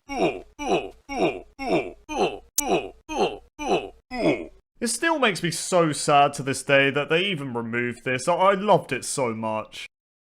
If you remember this cobblestone texture, then you are an old school Minecraft player because it was either loved or hated by the community. I remember back to a time when mossy cobblestone was one of the rarest blocks in the game, as it didn't have a crafting recipe and could only be obtained from dungeons, which were really hard to come by. Do you guys remember when sprinting was not in Minecraft? That's right, before the beta 1.8 update, sprinting was not in the game, which meant getting from point A to point B in your Minecraft world took a lot longer and it was a lot more painful. Oh my god, do you guys remember that feature in Minecraft where when you slept in a bed, there was a chance for either a zombie or a skeleton to wake you up as you tried to sleep and they would begin to attack you? I don't know if it was an annoying feature or a cool feature, I really can't decide. Do you guys remember when you could press the F3 key on your keyboard and it would show the entity numbers of mobs, meaning you could essentially cheat to find cave systems? If you remember the old creative mode inventory when it was just a list of all of the items in the game instead of having tabs for specific items, then you are a Minecraft veteran. I remember this old creative mode inventory and it was really annoying to navigate through. I really prefer the new one. Do you guys remember back to a time where pigs were the only animal in Minecraft that would drop food? Sheep, cows and chickens didn't drop any food, which was kind of frustrating to be honest, and it made finding food quite difficult. I'm sure a lot of you old school players will remember when the chest was a full block and looked like this, and the fact that it didn't have an open and closing animation. Chests were a lot more simple back in the day. Do you guys remember when mobs weren't as smart and they couldn't walk around walls, for example? This basically meant that creepers would just jump scare you when you would walk past the wall, and it was terrifying. Creepers would also do this thing where they would just stare at you from outside through your glass window in your house, and it scared me so much, man. They look so creepy. Speaking of creepers once again, if you remember the old explosion sound, then you are a Minecraft veteran. Take a listen. One old feature that I'm sure a lot of old school players will remember is that you couldn't place double chests next to each other, which was just so annoying. You would lay out your house in this really good way, you'd want to place two double chests, and it just wouldn't let you. It was just so frustrating, man. You know how with every Minecraft update that comes out now, there is a new background on the title screen to match the update theme? Well, in the old versions of Minecraft, this wasn't a thing. You just had a dirt background on the title screen, and it makes me nostalgic every time I see it. Another thing I remember about the title screen of Minecraft is when the Minecraft logo was different. Do you remember when the logo was just made out of what looks to be the cobblestone texture? Because I do, and I thought it looked kind of cool, to be honest. You are definitely a Minecraft veteran if you remember the feature of climbing up ladders with a 1-block gap between each ladder. It kind of meant that you could save quite a few ladders with this trick, but they eventually removed this feature. If you remember this feature in Minecraft, then you are an old school player, and that feature is when the lighting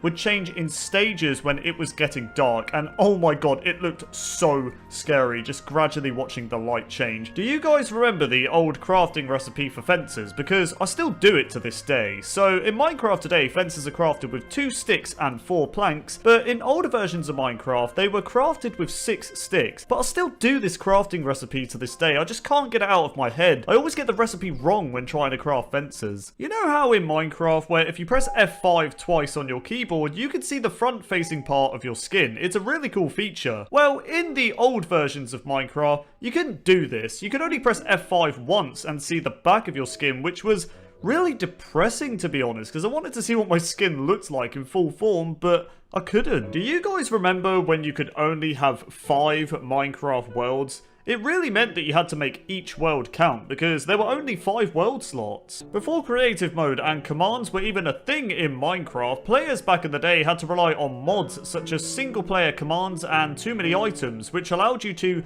spawn in items and fly around and things like that. Things you could do in Minecraft today, but you couldn't back then without the use of mods. Do you guys remember back to a simpler time when beds were not in Minecraft? Because I do. Back in the alpha versions of the game, beds did not exist, which meant you had to sort of wait out the night cycle, making surviving in your world just a lot more challenging. If you played Minecraft in the alpha days of the game, then you'll probably remember that the inventory key used to be I instead of E. I hear that some people still use I as their inventory key today because they're so used to it. Me personally, I use E. The old gravel texture.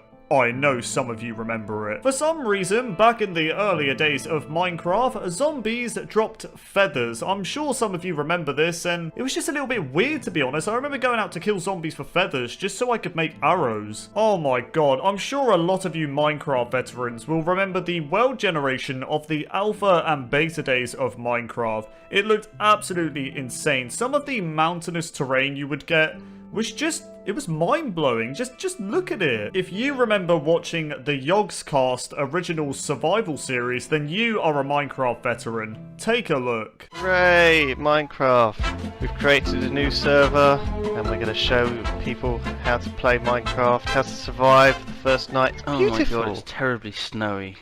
What on earth happened here? This game is beautiful. It is.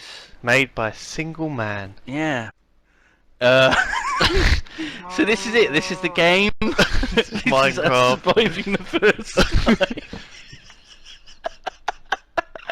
It's just us in the dark. Oh, it brings back so many memories, man. If you thought max enchanting at 30 levels costs a lot in Minecraft, then think again, because when enchanting was first added, max enchanting on tools and armor cost 50 levels, which was insane. On top of that, before the feature of having to use lapis to enchant was added, enchanting tools or armor at level 30 would take all of your XP for that one tool, instead of taking 3 levels, which was just insane. You would spend so long grinding for those levels just to use it on one item. Another enchanting feature that old school players will remember is that you couldn't see what enchantment you were going to get at all. In Minecraft today, you get shown one of the possible enchantments you will get on an item, but in older versions of Minecraft, you had to just risk it and see what you would get, which was just, oh my god, it was so frustrating. I remember a time where you could activate and ignite TNT by just simply punching it with your hand. You didn't need flint and steel at all, which was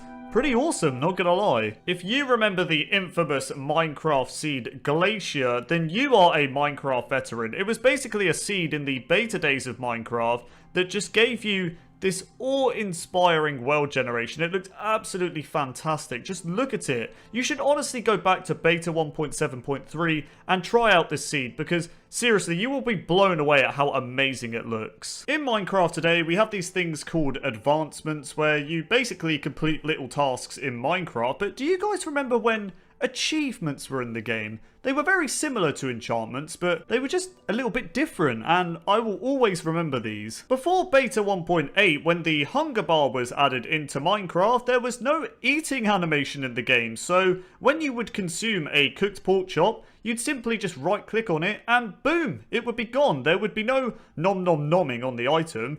It would just disappear when you'd right click on it. If you played Minecraft Alpha before biomes were added into the game, then you will remember when Minecraft worlds looked like this. There was just one type of grass, and it was this really bright green looking grass, and I have to say it made your Minecraft worlds look very bright but very unique.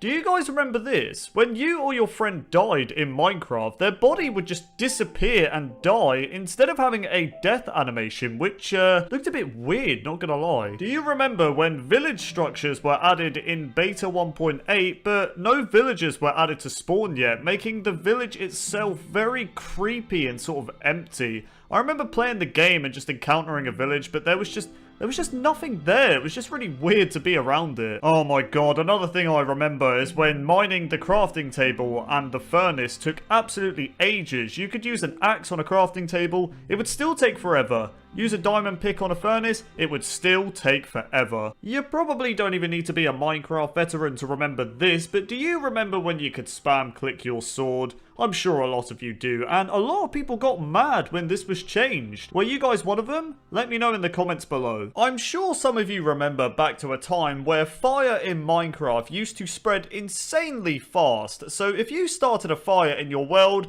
it was going to be very devastating. You are indeed a Minecraft veteran if you remember when you could block with your sword instead of blocking with your shield. Back in the earlier days of Minecraft, items such as stairs, fences, pressure plates, cacti, and other blocks looked absolutely huge when thrown on the ground. I mean, just look at them. I'm sure some of you remember this bug. It looked so funny, and if you do remember it, then you are a Minecraft veteran. Do you guys remember when caves in Minecraft were only made out of stone? You wouldn't find blocks such as granite, diorite, or andesite blending in with the stone. You'd only find stone, which made the caves look a lot more simple back then. In the alpha and beta days of Minecraft, the zombie pigmen used to drop a cooked pork chop upon death, making them one of the strongest food sources in Minecraft. And if you remember this, then you are a Minecraft veteran. The old lava texture. I know some of you remember this, and if you do remember this texture, then you are a Minecraft veteran. If you were one of those Minecraft players a few years back that made your house out of diamond blocks in creative mode, then you are a Minecraft veteran. I just remember a lot of people doing that back in the day. Were you one of them? Let me know in the comments. You are definitely a Minecraft veteran if you remember this, and that is when you would come across these massive holes in your Minecraft world, which are otherwise known as chunk errors,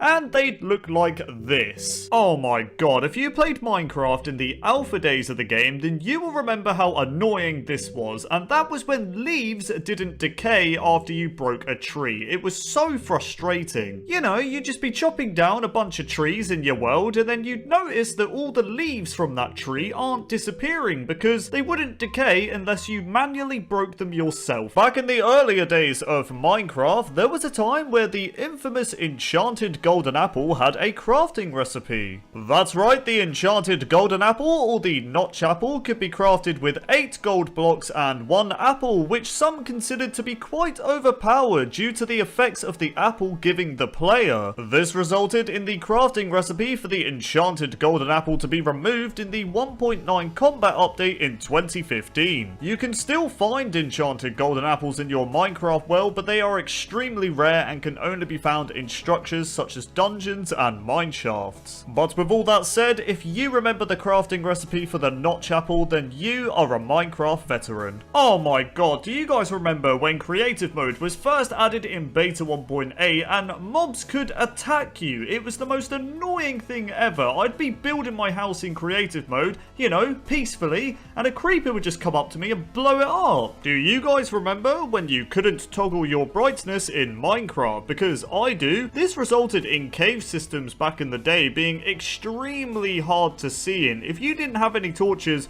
you were not able to see anything in caves. Nowadays in Minecraft, you could literally have your brightness on full and explore a cave and sort of see without even having a torch. It's kind of crazy. Do you guys remember back to a time when you would find dungeons generated on the surface in your Minecraft world? Because I do. You'd just be walking around in a desert biome, minding your own business, and suddenly you'd come across this big square hole with either an exposed dungeon in it or a dungeon that's just covered in some sand and would require you to dig it out. I also remember the spawner and the two chests having a sand block on top of them, making you know exactly where they were when clearing out the dungeon. I remember back to a time when cookies were one of the hardest foods to obtain in Minecraft, and I will tell you why. So cookies in Minecraft are crafted with wheat and cocoa beans, but cocoa beans in the beta days of Minecraft could only be found in dungeon chests. That's right, you couldn't find them any other way,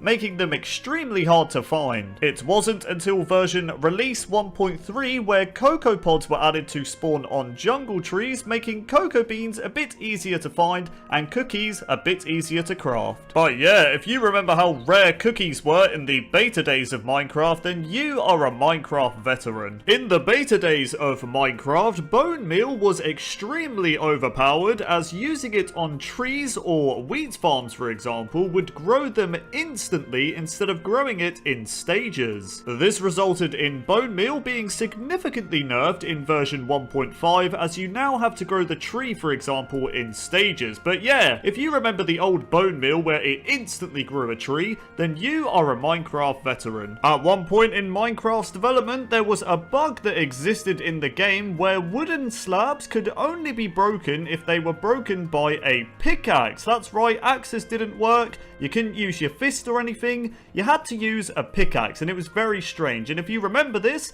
then you are a Minecraft veteran. This next feature is going to sound really random, but if you remember when the villager had the testificate name tag above their head when they were first added into the game, then you are a Minecraft veteran, because they were added all the way back in beta 1.9 in 2011, which was a really long time ago. So yeah, if you remember this feature, then you are an old school player.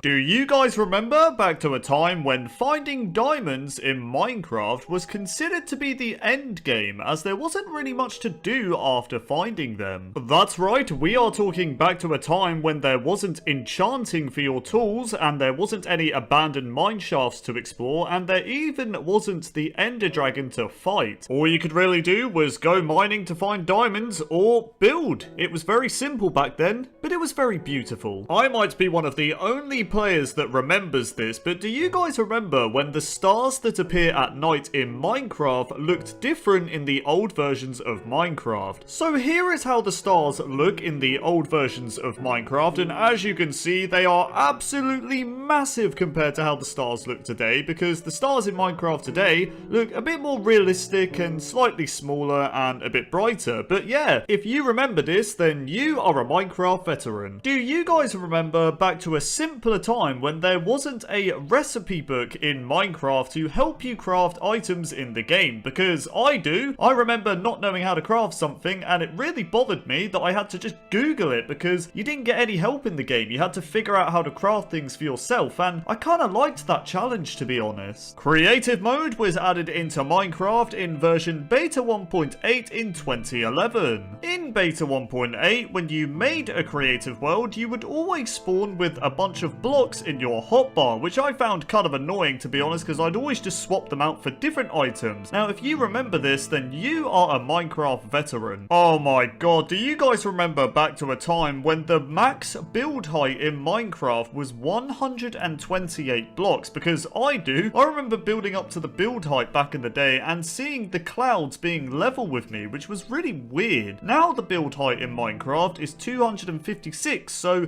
it's double what it was back back in the day. I might be the only one who remembers this, but do you guys remember in the old versions of Minecraft, more specifically Alpha and Beta, when the animals would just jump around a lot more? I don't know what it was. You'd just be seeing a sheep, for example, just jumping all over the place. That's all they do. They just jump around until you killed them, I guess. You will only remember this if you are a Minecraft veteran, and that is when the texture for the steak in Minecraft today originally belonged to the cooked pork chop for the pig in the earlier days of Minecraft. That's right guys, before Beta 1.8, the pig was the only animal that dropped meat, which meant they used this texture for the cooked pork chop, and when the cow was given a food drop, they got the texture instead, and the pig got a new cooked pork chop texture, which of course looks like this. If you remember this Minecraft launcher, or this Minecraft launcher, or this Minecraft launcher, then congratulations, because you are a Minecraft veteran. Do you guys remember back to a time when the crafting table wasn't actually called the crafting table in Minecraft? Nope, instead it was actually called the workbench, and if you remember this, then you are a Minecraft veteran. Back in the earlier days of Minecraft, in the alpha and beta days of the game, swords in Minecraft used to be a lot more powerful. A diamond sword, for example, in alpha and beta used to deal 5 hearts of damage to enemies, meaning you could kill a creeper in just 2 hits, which was pretty overpowered. However, in the beta 1.9 update, enchanting was added into the game, which meant sword damage had to be reduced, meaning a diamond sword's damage went from 5 hearts of damage to 3.5 hearts of damage. You know how in Minecraft today, golden apples are crafted by using gold ingots? Well, it wasn't always crafted this way. That's right guys, back in the earlier days of Minecraft, golden apples were crafted with 8 gold nuggets and 1 apple instead of 8 gold ingots and 1 apple, and if you remember this, then you are a Minecraft veteran. If you played Minecraft in the alpha and beta stages of the game, then you will remember a very annoying bug when you destroyed stairs. So in alpha and beta, destroying a wooden stair or a cobblestone stair wouldn't actually give you the stair back when you broke it. Nope, instead of getting the stair back, all you would get is one of the blocks you used to create that stair. So if I destroyed a wooden stair, I'd only get 1 wooden plank back, and I was just like, alright, thanks for that. Most villagers that you come across in Minecraft today will probably have these grass pathways that look like this. However, if you played Minecraft a few years ago, you will probably remember that the villages were made out of gravel pathways instead of grass pathways, and the gravel pathways looked like this. But yeah, if you remember the gravel paths in villages, then you are a Minecraft veteran. Which one do you prefer, grass or gravel?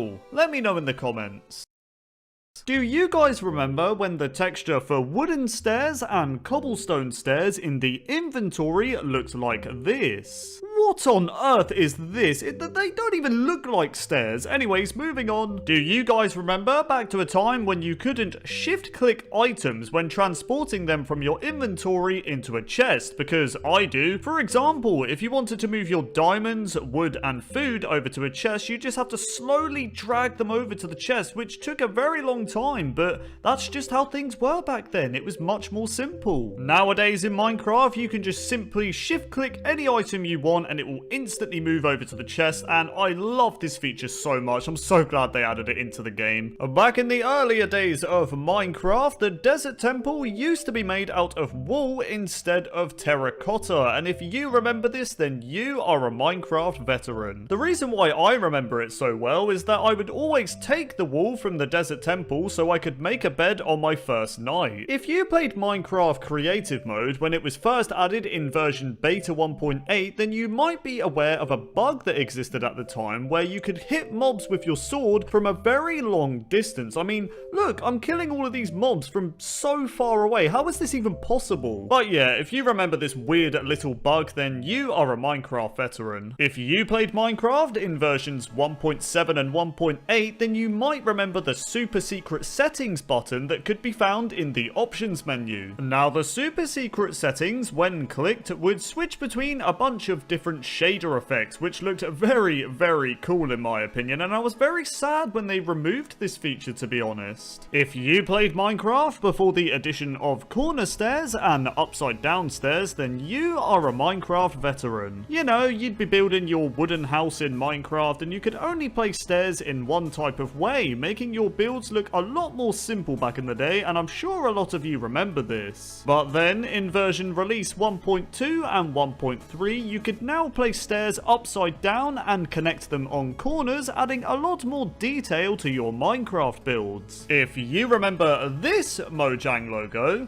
or this Mojang logo, or this Mojang logo, then congratulations, because you are a Minecraft veteran. This next one goes out to my old school Minecraft alpha players, and that is back to a time when cacti was slightly more realistic, as when you went to break the cacti, you would actually take half a heart of damage, as you can see, which was kind of cool, to be honest. I mean, it makes sense when you go to punch some cacti that it's gonna hurt you. Do you guys remember back to a time when you would craft a cake in Minecraft and it would take your buckets as well? I mean, what's this rubbish? I go to create a cake and it takes my buckets as well. What's up with that? I'm supposed to get them back. Do you guys remember back to a time when there was a secret crafting recipe to craft chain armor in Minecraft? Because I do. So prior to the Minecraft 1.8 update, the player could spawn in fire by using commands, and they could use that fire to craft chain armor, as you can see. I remember being amazed when I discovered this, but yeah, they removed the ability to spawn in fire blocks in 1.8, so you can no longer craft chain armor, but yeah, it was such a cool little thing back in the day. I'm sure a lot of you are going to remember this one because it was so frustrating. Do you guys remember when you started drowning underwater,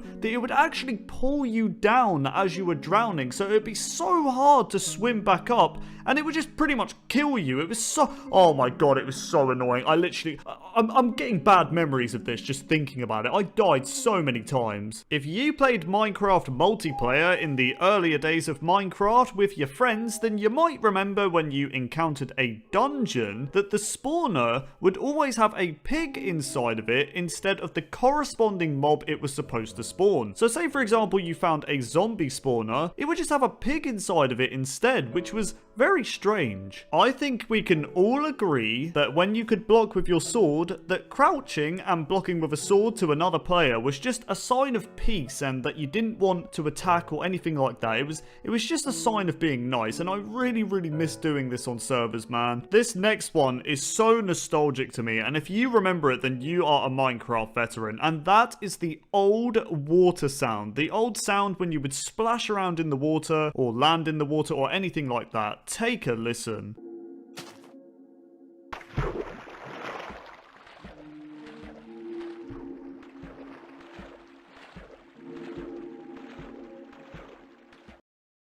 You know how in Minecraft today you have to type the command game mode creative to go into creative mode, or weather rain to make it rain? Well, originally you only had to type game mode 1 to go into creative, and this weird command known as toggle downfall to make it rain. Those were definitely very old school commands, and if you remember them, then you are a Minecraft veteran. Minecraft has definitely come a long way in terms of lighting, as we have these really beautiful looking lanterns now, and I love them a lot. With that said, do you guys remember back to a time when villagers had these really budget looking lamps that were made out of fences, wool and torches? Because I do. I mean, yeah, I could see what they were going for to make a lamp. I mean, lanterns didn't exist back then, but they didn't look very good, to be honest. I will give credit where it is due, however. That was the closest you were going to get to a lamp, to be honest. Anyways, moving on. I might be one of the only ones who remembers this feature, but do you guys remember when desert biomes would have these little lakes inside of them? Because I do. It didn't really make sense, but I'd always find a bunch of little lakes inside the desert biome. In Minecraft today, a desert biome has virtually no water, but back then, you'd find loads of these little lakes. Oh my god, do you guys remember back to a time when skeletons had absolutely terrible aim with their bow and arrow? Because I do. I mean, seriously, look at this. About 90% of this skeleton's arrows aren't going anywhere anywhere near me. His aim is, it's not so great. I mean, skeletons in Minecraft today are absolutely ridiculous. They pretty much have aimbot, to be honest, but skeletons back in the alpha and beta days, they weren't very good. I'm one of those people in Minecraft who love to tame a bunch of wolves and give them different name tags and different collar colors. However, back in the earlier days of Minecraft, you couldn't have different collar colors or name tags, which meant you would have a bunch of tamed wolves that would all have a red collar, and I'm sure a lot of you remember this. If you guys remember the old sounds for when you shot a bow and when an arrow landed somewhere, then you are a Minecraft veteran. Take a listen.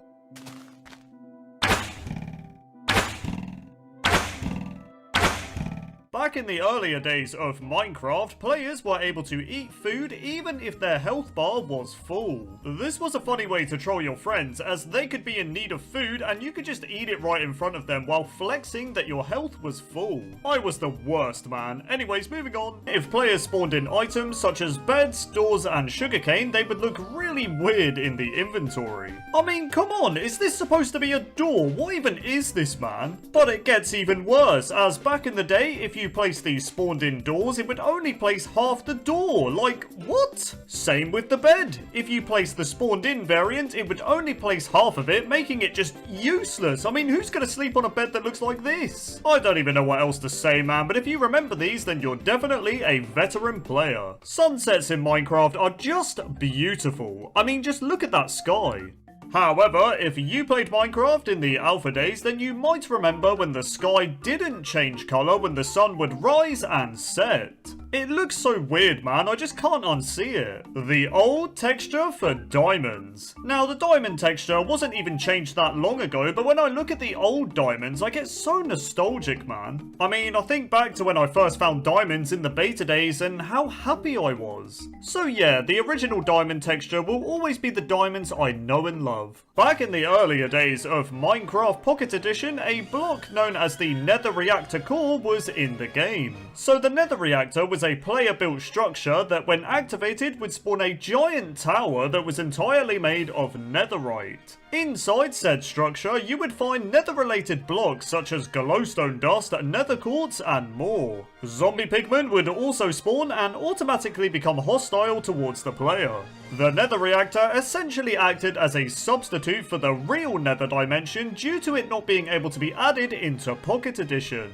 But yeah, if you remember the nether reactor core, then you are a Minecraft veteran. Next up, we have the release of Minecraft Beta 1.8. Now, I know a lot of you Minecraft veterans will remember this update because it was massive. Beta 1.8 added sprinting, the hunger bar, more food, new world generation, villagers, mine shafts, strongholds, and so much more. Beta 1.8 was just that one Minecraft update that completely changed Minecraft forever, man. Do you guys remember the stone cutter? No, not that stone cutter, I'm talking about the OG one from Pocket Edition. This stone cutter was essential if you wanted to craft stone related blocks, as in Pocket Edition at the time you were not able to craft stone blocks in a crafting table. But yeah, if you remember this version of the stone cutter, then you're definitely a veteran player. If you were one of those players who got to play Minecraft in the snapshot phase for the 1.6 update, then you might remember when horse armor had a crafting recipe. That's right, diamond horse armor for example could be crafted with 6 diamonds and 1 wool. But yeah, when 1.6 was fully released, the horse armor crafting recipes were removed. But man, if you remember these crafting recipes, then you're just an old school player. There's nothing more to say. The rose. I miss the rose. I have mentioned the rose so many times on my channel that it's just becoming a meme at this point. I just miss it so much, man. I like the poppy, don't get me wrong, but why can't the rose and poppy just coexist with each other? Rest in peace, Rose, you will be missed. Speaking of roses, if you played the Pocket Edition version of Minecraft, then you will definitely remember the blue rose. Now, this blue rose was supposed to be a regular red rose, but due to hardware problems at the time, the rose had to be blue for some reason? Yeah, I don't really get it either, but if you remember this blue flower, then you're definitely a veteran player. Another feature in Minecraft Pocket Edition that veterans might remember was the ability to restore your health by sleeping.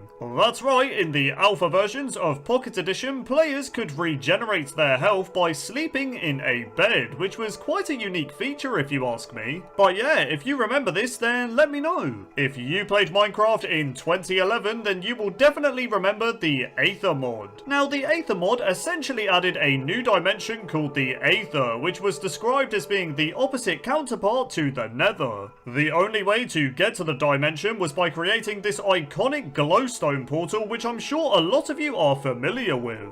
This glowstone portal became so popular that many players tried to activate the portal in vanilla Minecraft, only to be saddened that it didn't work. Okay guys, be honest, were you one of those players that tried to make a glowstone portal in vanilla? Come on, we're all friends here, we can be honest with each other, I won't judge you. Well, maybe I'll judge you a little bit, but you know. Anyways, moving on.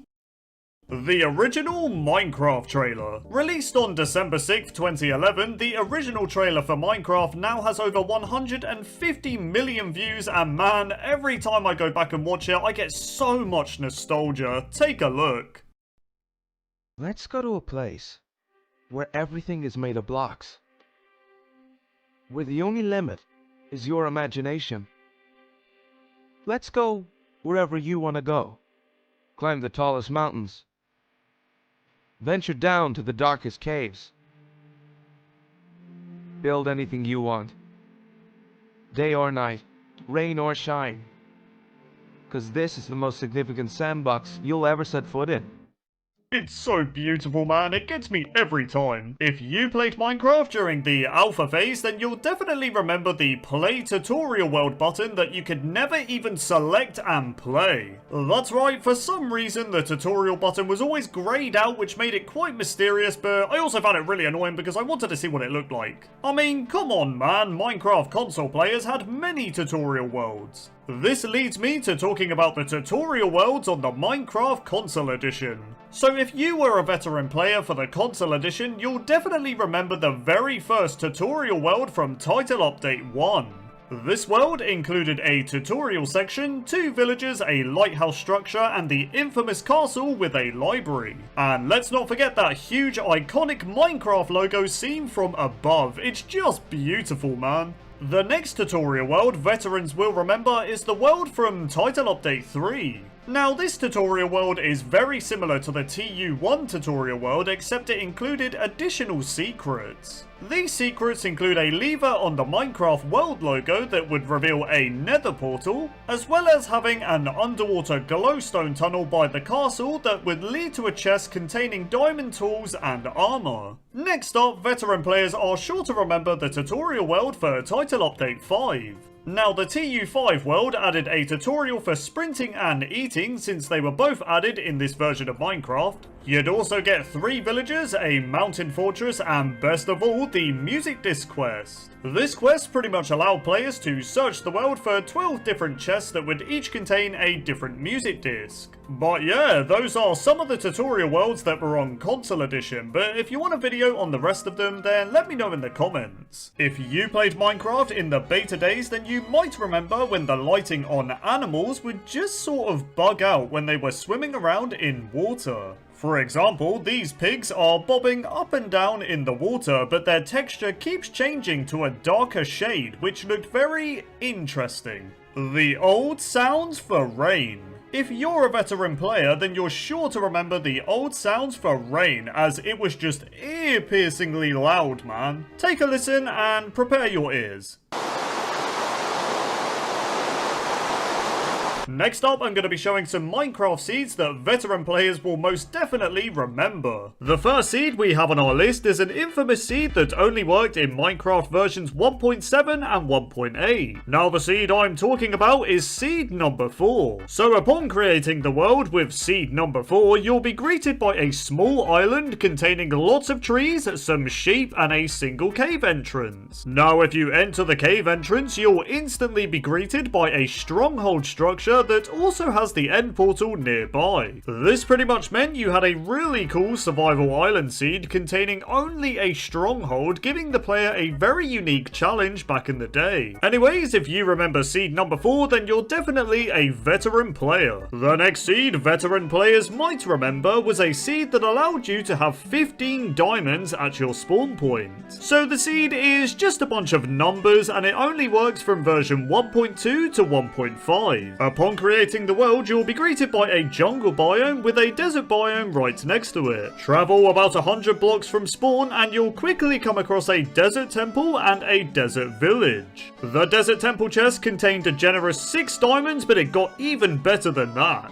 That's right, if the player checked the blacksmith chest in the village, you'd find 9 more diamonds, giving you a grand total of 15. Now, this diamond seed was very popular among players back in the day, and you could probably see why. Back in the earlier days of Minecraft, between versions 1.2 and 1.6, one of the most unique, never seen before seeds was discovered by the community. Now, the seed I'm of course talking about is a seed known as Dossier. So upon spawning in with the seed, you'll be greeted by a plains biome containing a village. However, next to said village, there is a stone brick structure that lies within the water. Now, this structure was actually the entrance to the end portal room that's found within strongholds. That's right, there's no stronghold structure to explore, just a singular end portal room surrounded by the ocean. Now, if you remember this seed, then you were very lucky to experience something that had never really been seen before. Ravines! We've all found one. Usually they'll contain some iron, some coal, or a creeper falling on top of you. However, back in the earlier days of Minecraft, a seed existed during versions 1.2 to 1.6 where a ravine would hand everything to the player. I'm not joking, creating a world with the seed on screen would bless the player with this infamous ravine at spawn. Now, this ravine was famous due to being generated with both a stronghold and a mineshaft. I mean, just look at this, man. The stronghold's located near the top while the mineshaft is near the bottom. On top of that, the ravine was deep enough to contain up to 15 exposed diamonds, but I'm pretty sure there was more than that. But yeah, if you recognize using this Minecraft seed back in the day, then be sure to let me know in the comments. The next seed we have on our list is another infamous seed from the beta days of Minecraft that was called the worst seed ever. Now, despite being called the worst seed ever, it was very popular back in the day for how good it was. Who would have thought? So upon spawning into the world, you're greeted by an exposed dungeon with a zombie spawner, which were very hard to come by in Minecraft beta. If you look closer at the dungeon itself, you'll notice there's a hole within it that leads into a cave system. Keep following the cave all the way down and you'll find multiple cave systems and a generous amount of diamonds. Keep in mind this was all found below your spawn point, so yeah, it was definitely not the worst seed ever. If you're a Minecraft veteran and a lover of generated structures, then you might remember a seed that was most popular during the 1.6 update. So the seed contained 2 exposed strongholds, a desert pyramid, and a village all within your spawn point, which was very lovely. As loot goes, it's not that bad either. The dungeon contained horse armor, name tags, and music discs, whereas the pyramid had diamonds and emeralds. So yeah, if any of you recognize this iconic seed, then let me know in the comments. Seed 404. You either remember it or have never heard of it. So Seed 404 was a Minecraft seed in the beta days that became extremely popular due to the community creating a challenge known as the 404 challenge. The aim of the challenge was to spend your first Minecraft day collecting as many resources as you can. However, as soon as nighttime began to fall, you had to walk over to this big patch of gravel that's found within the spawn point. Then you had to break the gravel and watch the rest of it fall as it reveals a deep cave system that plunges into darkness. In other words, the gravel revealed a very scary cave. The player then had to enter the unforgiving cave system and try to survive down there for as long as possible. You weren't allowed to use torches either, making it very difficult to see within the caves. So yeah, if you remember the 404 challenge from the beta days, then you're definitely an old school player. When the chest was first added in dev, you couldn't craft it. The only chests you'd find were the ones in the structure you'd spawn in when you created the world. Additionally, these chests would contain every block and item that was added into Minecraft at the time. The chest is one of the only blocks in vanilla Minecraft that can naturally generate in all 3 dimensions, which is the overworld, the nether, and the end. If you have a double chest and store it with maxed out shulker boxes, then you are able to store up to 90,000 items within said double chest. Now that is a lot of items. Back in the earlier days of Minecraft, in the alpha and beta days, players were able to place torches on chests. This was done by placing a torch on a glass block that's next to a chest. You could also place a torch on top of the chest by putting the torch on an air block that is between the dirt and the chest itself. In Minecraft Bedrock Edition, there is an exclusive feature in the game where chests will render as a full block within the inventory, but not when it is placed. On Java Edition, chests within the inventory look the same as when they are placed, which is how it should be. During Minecraft Alpha and the early stages of Beta, players were able to create a triple chest that looked like this. To create said triple chest, the player had to make a double chest and then connect the third chest on a snow layer, which would then make this weird looking triple chest. It's worth noting that the triple chest was fully functional, containing 81 item slots, while the double chest contained only 54 item slots. Sure, the chest UI was all messed up looking, but you know, it was still a triple chest. Back in the earlier days of Minecraft, the single chest, when placed, would always face in the west direction rather than facing the direction of the player. The only way players could fix this back in the day was by creating a double chest or placing the single chest against a wall. Oh my god, us Minecraft boomers had it rough back in the day, man. When you break a chest in Minecraft, it has this familiar cracking animation that we know and love. However, in beta 1.8, a change was made to where chests would no longer show the breaking animation. Now, this removal of the animation remained in the game all the way up to version 1.7 until it was finally re-added again in version 1.8. Why they decided to remove this in the first place, I'll never know. Back in the earlier days of Minecraft, from version in dev all the way up to beta 1.7, the chests used to be a full block, which made them blend in rather nicely in your base. However, in beta 1.8, some major changes were made to the chest, with the first change being that the chest was made to look a lot smaller. Chests in beta 1.8 also received its familiar open and closing animation, but it didn't have its own unique sounds yet. This meant the chest at the time used to use the old door sound when you opened and closed it. Take a listen.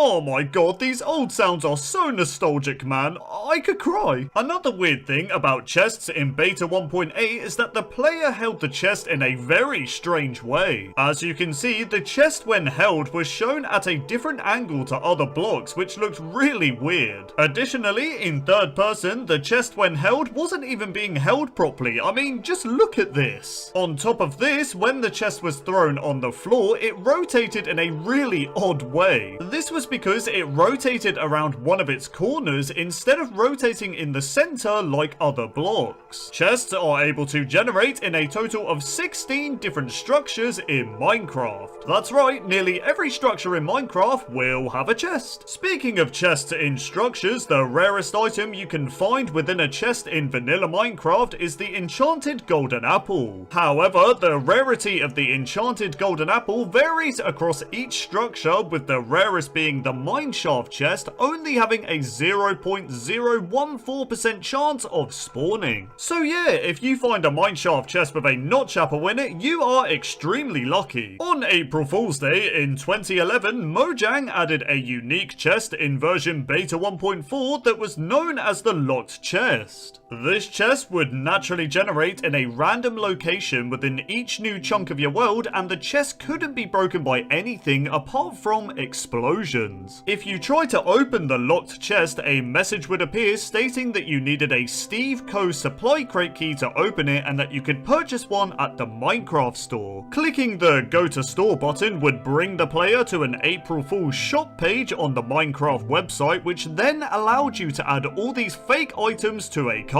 I'm not gonna lie, a creeper saddle sounds kinda cool. So yeah, this naturally generated locked chest in beta 1.4 developed into this huge April Fool's prank, and players loved it. When chests were a full block in the alpha and beta days, the large chest had a line going down the middle of its texture. In Minecraft today, this line is nowhere to be seen, and I'm glad because it looked a bit weird. Back in the earlier days of Minecraft, from alpha to beta 1.4, players were not able to shift click their items into the chest. Oh, a pain I remember all too well. That's right, us veterans had to painfully drag our items into the chest like a bunch of peasants. It was so lame, man. But then in beta 1.5, shift clicking was added. Well, sort of. The feature kind of developed over the years. The locked chest I mentioned earlier in beta 1.4 was very interesting because when it was placed, it emitted a light level of 15, which was one level lighter than a torch. These chests likely emitted light so they could easily be spotted by players at night time for the April Fool's event. It still looks weird seeing a chest emit light though, I can't lie. In version 1.3, a mind-blowing change was made to the large chest inventory title. That's right, before 1.3 it was called the large chest, but in 1.3 it was renamed to the large chest? Yep, you heard me, the word chest received a capital C. How lovely. A more known fact, but every year on December 24th to December 26th, single and double chests will have their textures changed to Christmas chests, which will closely resemble wrapped Christmas presents. When baby villagers are standing on a bed, they will bounce up and down on it, which looks pretty fun, not gonna lie. Back in the earlier days of Minecraft, the legs underneath beds were actually 2D and looked like this. However, in version 1.12, a change was made to where beds now have 3D legs, and that's how they remain today. Additionally, back when beds had 2D legs in Minecraft, a visual bug occurred when looking at the bed from a certain angle. So looking directly underneath the bed would make the bed legs completely invisible, which was rather strange.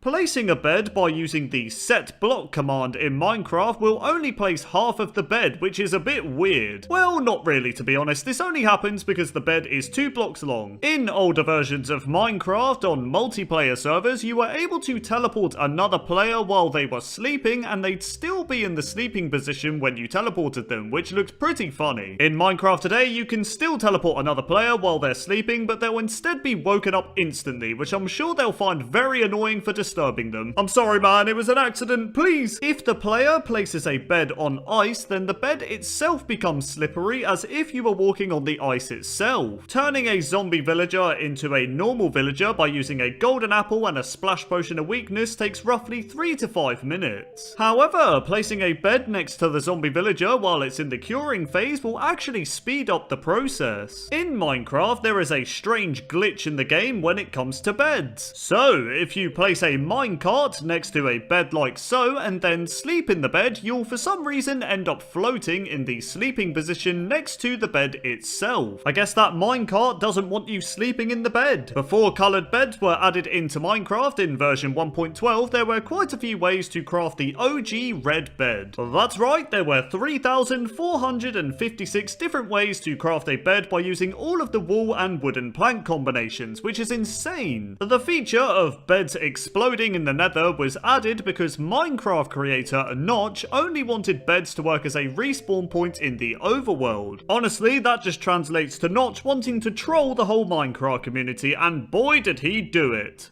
In the alpha phase of Minecraft Pocket Edition, there was an exclusive feature in the game for beds. So in Pocket Edition Alpha, if you had taken any damage, you could sleep in a bed at night time to restore your health. However, this feature was later removed from the game to make food a more useful survival needed resource. If a player is sleeping in a bed that is inside lava, then you actually don't take any damage from the lava itself. That is until you wake up inside the lava and start burning to death, but I'm sure you'll be able to escape, right? As some of you may know, it is possible to defeat the Ender Dragon by using beds due to the beds exploding when you right click on them in the end. However, did you guys also know that it takes approximately 4 bed explosions to defeat the Ender Dragon? If you're gonna try this, just try not to blow yourself up in the process, okay? Back in the earlier days of Minecraft, a feature existed in the game when it came to sleeping in a bed. So in the beta days of the game, when the player went to sleep in a bed, they had a chance to wake up and have either a skeleton or a zombie attack them, which was quite scary at the time. Well, at first it was scary, then it just became really annoying. Now, this feature lasted from beta 1.3 to beta 1.8 until it was finally removed in the beta 1.9 update. In older versions of Minecraft, when you slept in a bed, you could open your inventory at the same time, which resulted in showing your player model in the sleeping position on the inventory screen, which looked kind of funny. You right there, mate? You're looking a bit tired. Despite slimes being hostile mobs in Minecraft, they are one of the only hostile mobs in the game that does not prevent the player from sleeping in a bed. To be fair, slimes look so innocent and cute, there's no way you'd think they're a hostile mob until they kill you, of course. Beds were added into Minecraft in version beta 1.3 on February 22nd in 2011. Additionally, when beds were first added into Minecraft, the item used a sprite texture in the inventory, whereas in Minecraft today, they use a 3D texture. Falling onto a bed in Minecraft is a good way to potentially save your life, as the bed will take up to 50% of normal fall damage. Beds are just amazing in every way, both in real life and in Minecraft. Anyways, moving on. The sky dimension was a planned dimension in Minecraft, and it was intended to be the opposite of the Nether. Now, to get to the sky dimension, the player would have to sleep in a bed, and there would be a chance of the player teleporting to said dimension. However, with the introduction of the end dimension we have today, the sky dimension idea was scrapped, which is really unfortunate, to be honest, because it sounded so cool. In older versions of Minecraft, when you went to sleep in a bed, you couldn't see your body in the bed, which was kinda creepy. But yeah, in Minecraft today, when you sleep, you can actually see your skin, which is how it should be. I much prefer it. If the player falls from a height high enough to take damage, but uses a bed before they hit the ground, then they won't actually take any fall damage. That is until you wake up from the bed. Cheers for that, bed. I thought you were gonna save my life, but nope, you lied to me. I'm dead now. Thank you very much. Wow, I actually sounded genuinely annoyed just then. I'm fine, guys, I promise. Back in the earlier days of Minecraft, from beta 1.3 to beta 1.5, beds did not explode when you tried to sleep in them in the Nether. Instead, trying to sleep in a bed did, well, nothing. This is a bit anticlimactic. Anyways, moving on. The underneath part of a bed uses the exact same texture as the oak plank texture.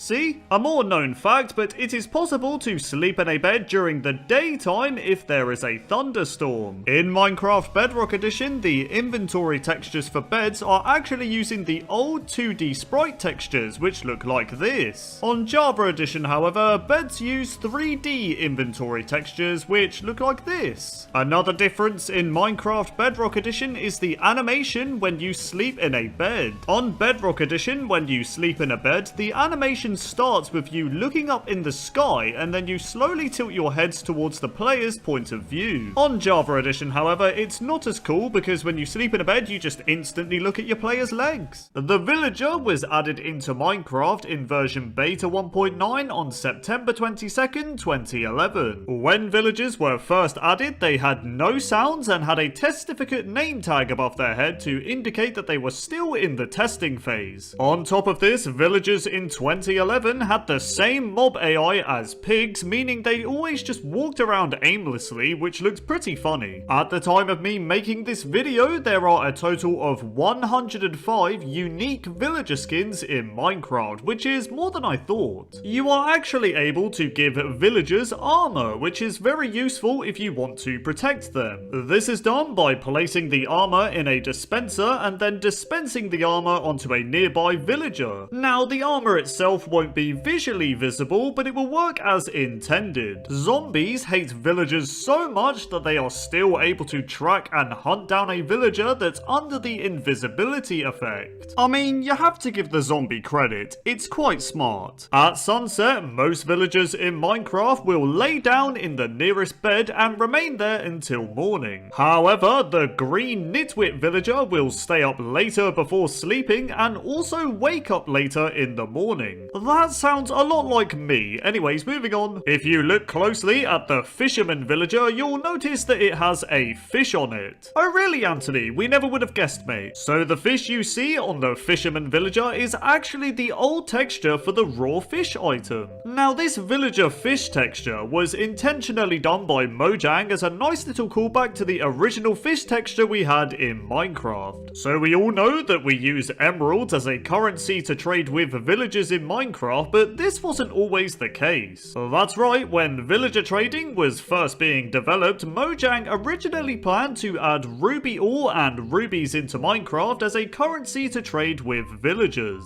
However, a Minecraft developer thought that ruby ore looked too similar to redstone, which meant emeralds were added instead. Rubies or emeralds? Let me know in the comments.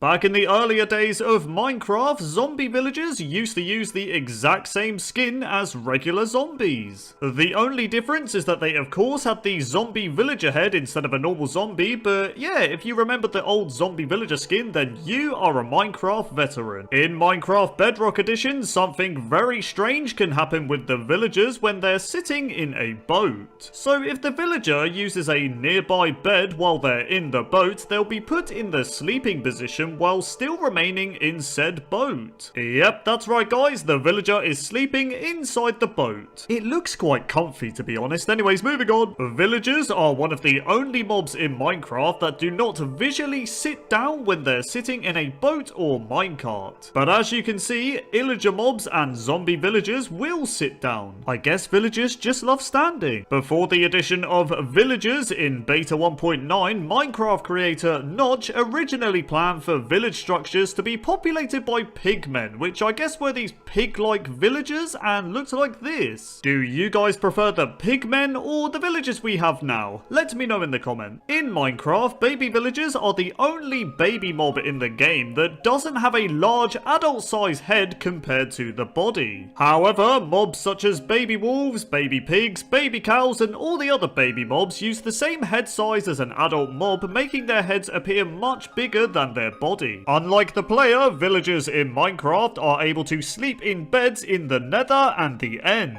When the player tries to do this, it will result in death, which is lovely. I'm joking, it is not lovely, it is so annoying. Anyways, moving on. During a raid, villagers can get scared and begin emitting sweat particles when you right-click on them, which looks like this.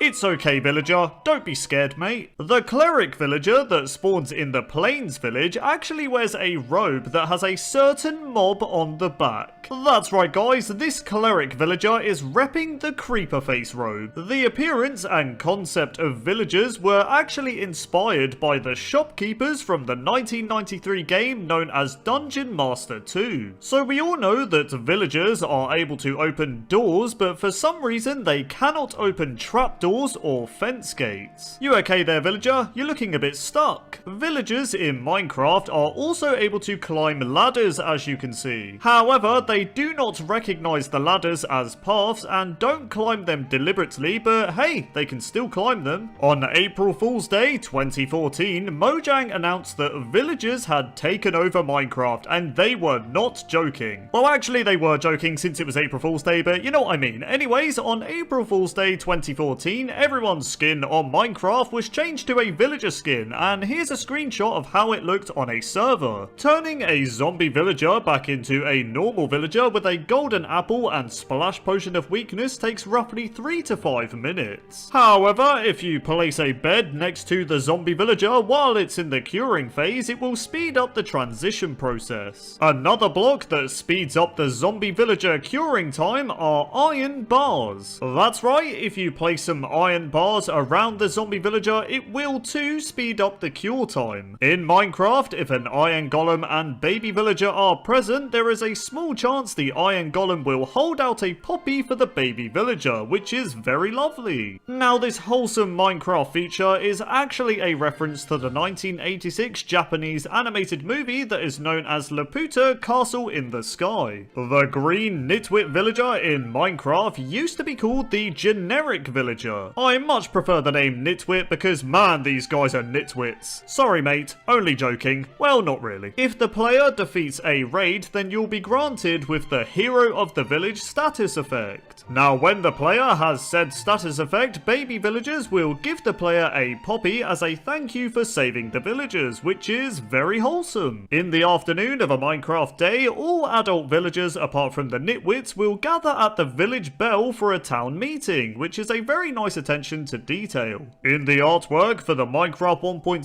update, a blue villager can be seen lurking in the background despite Minecraft never adding a villager with a blue robe. If a villager is struck by a lightning bolt, then it will turn into a witch. In Minecraft version 1.4, a texture appeared in the game files that appeared to be an angry looking villager head, and it looks like this. It seems like Minecraft possibly planned to add an angry villager expression to the game, but never did. This angry villager head remained unused in the game files all the way up to version 1.13 until it was officially removed in Minecraft 1.14. If the player is under the invisibility effect, villagers will still look at you as if they can see you, which is kinda creepy, not gonna lie. In Minecraft, there are villager textures for swamp biomes and jungle biomes, despite swamp and jungle villages not currently existing in Minecraft. I really hope we get swamp and jungle villagers one day, that would be really cool. The villager skins that were added in the 1.14 Village and Pillage update were actually inspired from a real-life 2018 fashion show. Well, you can't deny it, the villagers have style. The picture you see on screen is the base villager skin that was used to create all the unique villager skins in Minecraft today. Now, this base villager skin is of course never seen in game, but it's cool it was used as the foundation to create all the awesome villager skins we have today. When village structures were first added into Minecraft in beta 1.8, villagers were not yet added, meaning the village itself was completely empty, giving off a really creepy vibe. If you attack any villager within the village, your popularity will decrease, meaning normal villager trades will become more expensive. In other words, the villagers will start hating you. Not only that, if you thought your popularity among the villagers was just within that one villager structure, then think again. So if you attack a villager, your popularity will decrease within every village structure in your Minecraft world, so just don't attack villagers, guys. If you see a group of baby villagers, then they'll often be running around the village playing tag with each other, which is quite wholesome. Before the villager skins were overhauled in Minecraft 1.14, the only villager skins we had were these skins. Rest in peace, OG villager skins, you will be missed. In Java Edition, when the player switches to the programmer art resource pack, all villagers will have a green hood on their head and they all look like this. The Nether portal was officially added into Minecraft in version Alpha 1.2 on October 29th, 2010. However, 7 days before Nether portals were added publicly into Minecraft, the Ghost was actually planned to spawn from activated Nether portals. This meant that Ghosts could have potentially spawned in the overworld, which would have been absolutely mayhem. But hey, here we are nearly 11 years later and we still don't have this feature. When the Nether dimension was first added into Minecraft, Notch originally referred to it as the slip, which meant the Nether portals we know and love were referred to as slip portals. I definitely prefer the name Nether portals to slip portals. I mean, what even is that? If you spawn in a portal frame block by using commands, you'll quickly discover that falling blocks such as sand or gravel are able to go through the portal. Upon entering the portal into the Nether, you'll also realize that the sand and gravel just drop as an item and don't get destroyed, which is very lovely. The Wither boss is one of the only mobs in Minecraft that is not able to travel through Nether portals. Are you okay there, Wither? Here, destroy my Minecraft world, that will make you feel better. Back in the earlier days of Minecraft, players were able to duplicate items by using Nether portals. To do this duplication glitch, you'd need a Nether portal, a minecart chest, and some rails leading to the portal itself. Players would then put the item they want to duplicate in the minecart chest and then slowly push it towards the Nether portal. Then right before the minecart chest enters the Nether, you take the item out of the chest. If done correctly, upon entering the Nether, you'll discover that your diamonds are still in the minecart chest, which means you are able to duplicate them. In Minecraft Survival, entering a Nether portal takes exactly 4 seconds, whereas entering a portal in creative mode is almost instant. Back in the earlier days of Minecraft, in version Alpha 1.2.2a, players were able to spawn in activated Nether portals by pressing the F4 key on their keyboard. Now, this cheat was accidentally left in a public version of Minecraft when it was intended to be used by developers when Nether portals were first being well developed. Notch quickly realized the debug cheat was public to players and released Alpha 1.2.2b on the same day, removing the ability to spawn in Nether portals. I bet players had so much fun with this cheat back in the day. Anyways, moving on. In the 16W32a snapshot for 1.11, a bug existed in the game with Nether portals.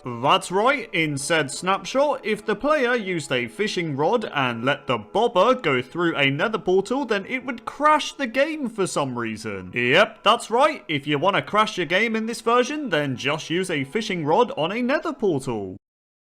Back in the earlier days of Minecraft, before version 1.7, a bug existed in the game with Nether portals. So, like I said, if you played Minecraft before 1.7, water would be completely invisible when trying to look at it through a Nether portal, which was very strange. On top of this, ice was also completely invisible to players when trying to view it through a Nether portal, yet lava, for example, was completely fine to look at. But yeah, in version 1.7, the bug was fixed. Hoglins are hostile mobs in Minecraft that can spawn in the Nether and they can kill you pretty easily if you're not careful. However, Hoglins will not attack you if you are standing near a Nether portal. This is because Hoglins are scared of Nether portals, and if they go near one, they'll just run away. It's okay, Hoglin, it's just a portal. If you're like me and you're sometimes too lazy to mine obsidian to make a Nether portal, then you are not alone. But not to worry, as in Minecraft, it is actually possible to create a Nether portal without mining obsidian. Just simply place water on top of lava until you form the shape of a Nether portal, and there you go. You can light the portal and go to the Nether knowing you didn't have to painfully mine a bunch of obsidian. So we all know that in Minecraft today, you are able to create Nether portals in lots of different sizes. However, in the olden days of Minecraft, this Nether portal right here was the only design that let you activate it, and if you remember this, then you are a Minecraft veteran. The biggest possible Nether portal you can make in vanilla Minecraft is a maximum build of 23 by 23 obsidian, which is honestly pretty huge. I mean, just look at this portal, man, it's very impressive. If you want to travel to the Nether in the end dimension, then you can't can't, as no matter how hard you try, you cannot activate a nether portal in the end, so don't even bother trying. At the time of me making this video, the nether portal is nearly 11 years old, which is honestly crazy to think about. When did you guys start playing Minecraft? Let me know in the comments below. Back in the earlier days of Minecraft, in the alpha and beta versions of the game, flowing water was able to destroy activated nether portals, which was honestly quite annoying. However, in Minecraft today, flowing water will do nothing to said nether portal, which is very lovely. You can, however, place a water bucket on the portal itself and destroy it. In Minecraft, it is actually possible for a zombified piglin to rarely spawn from an activated nether portal in the overworld. With that said, however, the spawn rate of these zombie piglins from nether portals is based on the difficulty you play on. So on easy mode, the spawn rate is normal. On normal difficulty, they can spawn twice as often, and on hard mode, they can spawn 3 times as often. So yeah, if you're playing on hard mode, expect to see a few zombie piglins spawning from your nether portals. It's okay, just let them vibe and you'll be fine. The ghast mob can be very annoying in the nether, as they can intend to shoot fireballs at you, but accidentally hit and destroy your nether portal in the process. Cheers ghast, appreciate that mate. But don't worry guys, if your nether portal breaks in the nether, a ghast can also reactivate your nether portal by once again shooting another fireball at you. Okay ghast, I take back my sarcastic comment, I really appreciate it man. In Minecraft, when you enter a nether portal, you'll get this nausea animation while preparing to go to the nether, which looks like this. However, back in the earlier days of Minecraft, in the alpha days of the game, the nausea animation while entering a portal moved a lot faster, which actually caused motion sickness for some players. Because of this, the portal animation was toned down in Minecraft beta, and it's remained like this ever since. In Minecraft beta 1.9 pre-release 4, the nether portal's texture was changed to have a slightly darker look. On top of this, the portal frame itself gave off a slightly dark reddish colour rather than the purple colour we're all familiar with. However, this weird nether portal texture change was reverted in Minecraft 1.0.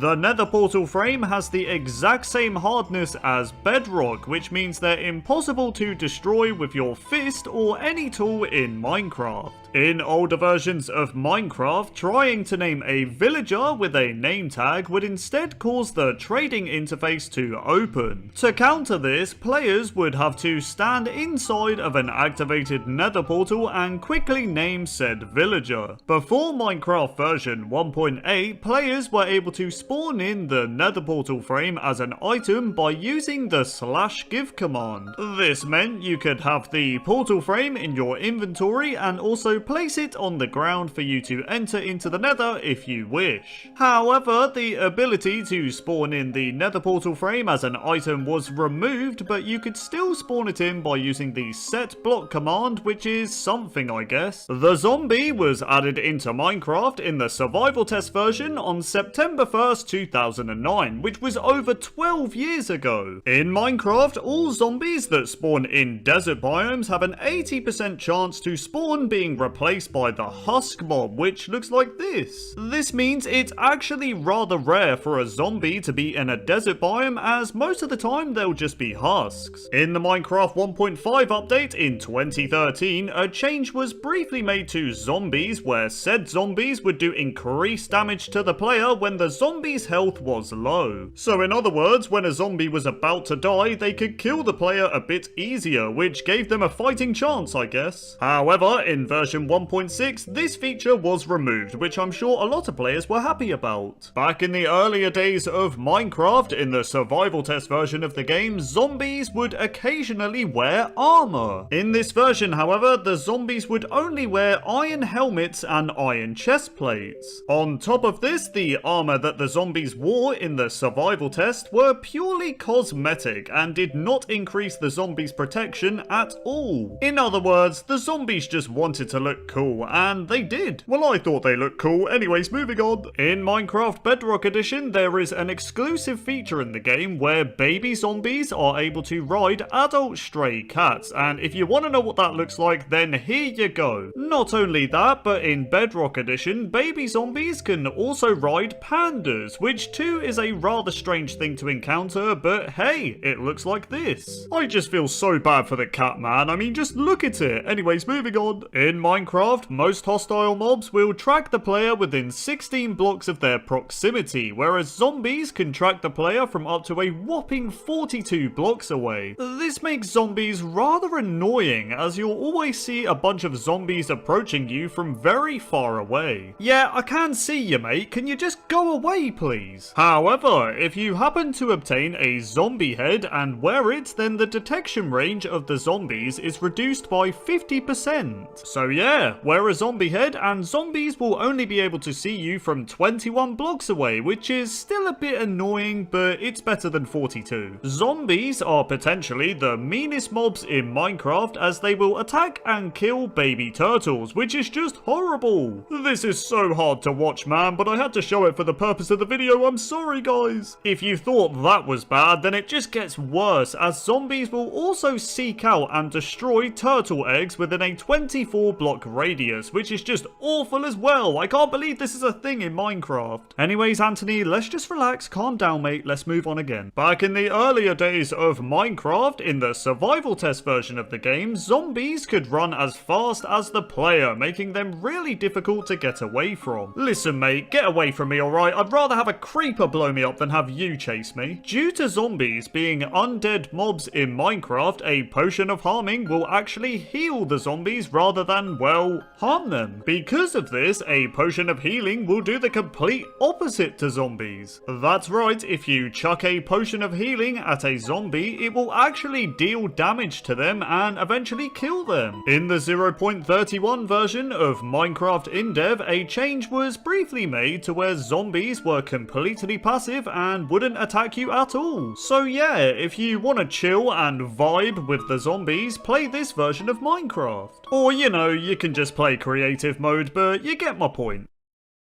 During Halloween, Minecraft is considered to be a slightly harder game, and here is why. So every year on October 31st, zombies have a chance to spawn wearing a pumpkin on their head, which means they won't burn and die in daylight. So yeah, enjoy dealing with zombies during the day on Halloween. Not sure why I said Halloween like that, but fair enough, moving on. Now, the zombie was the second ever mob to be added into Minecraft, but what was the first mob? So the first mob added was the human mob, and they were just Steve skins that would run around aimlessly while flapping their arms about, which looked pretty funny. However, the human mob has since been removed from Minecraft, which means zombies are the oldest surviving hostile mob in Minecraft, which is impressive. Well done, zombie. I'm proud of you, mate. Back in the earlier days of Minecraft, from version InDev to beta 1.7, zombies would drop 0 to 2 feathers upon death. Now, if you remember this, then you are a Minecraft veteran. Additionally, the only reason zombies ever dropped feathers in Minecraft was because Notch had no idea what zombies should drop when they were killed. But hey, in Minecraft today, zombies drop all sorts of things now, but I kinda miss it when they dropped feathers, to be honest, because it made it quite easy to craft arrows. Anyways, moving on. On hard difficulty, zombies have a 48% chance to spawn wearing gold armor. They then have a 37% chance to spawn wearing leather armor, a 12% chance to spawn wearing chain armor, a 1% chance to spawn wearing iron armor, and finally, zombies have a 0.04% chance to spawn wearing diamond armor on hard difficulty, which is extremely rare. Now, if you've ever seen a zombie wearing diamond armor, then let me know in the comments, because I'm very curious to hear if you guys have ever encountered it. Zombies are actually able to spawn in the Nether, and here is why. So on hard difficulty, zombified piglins will occasionally spawn reinforcements when they are attacked by the player. Now most of the time, the reinforcements will just be more zombified piglins, but sometimes zombies can be a part of the reinforcements as well, which is pretty cool. Back in the earlier days of Minecraft, when zombies were standing inside of a cobweb, they would not burn in sunlight for some reason. Instead, they'd just chill in the cobweb and vibe during the daytime, which I'm sure zombies absolutely loved. The zombie head item I mentioned earlier in the video can only be obtained from a very rare scenario. So players can only obtain a zombie head if a charge creeper explodes and kills a nearby zombie. So yeah, be careful of the charge creepers. If a husk ever happens to be underwater, then it will turn into a normal zombie after vibing there for 30 seconds.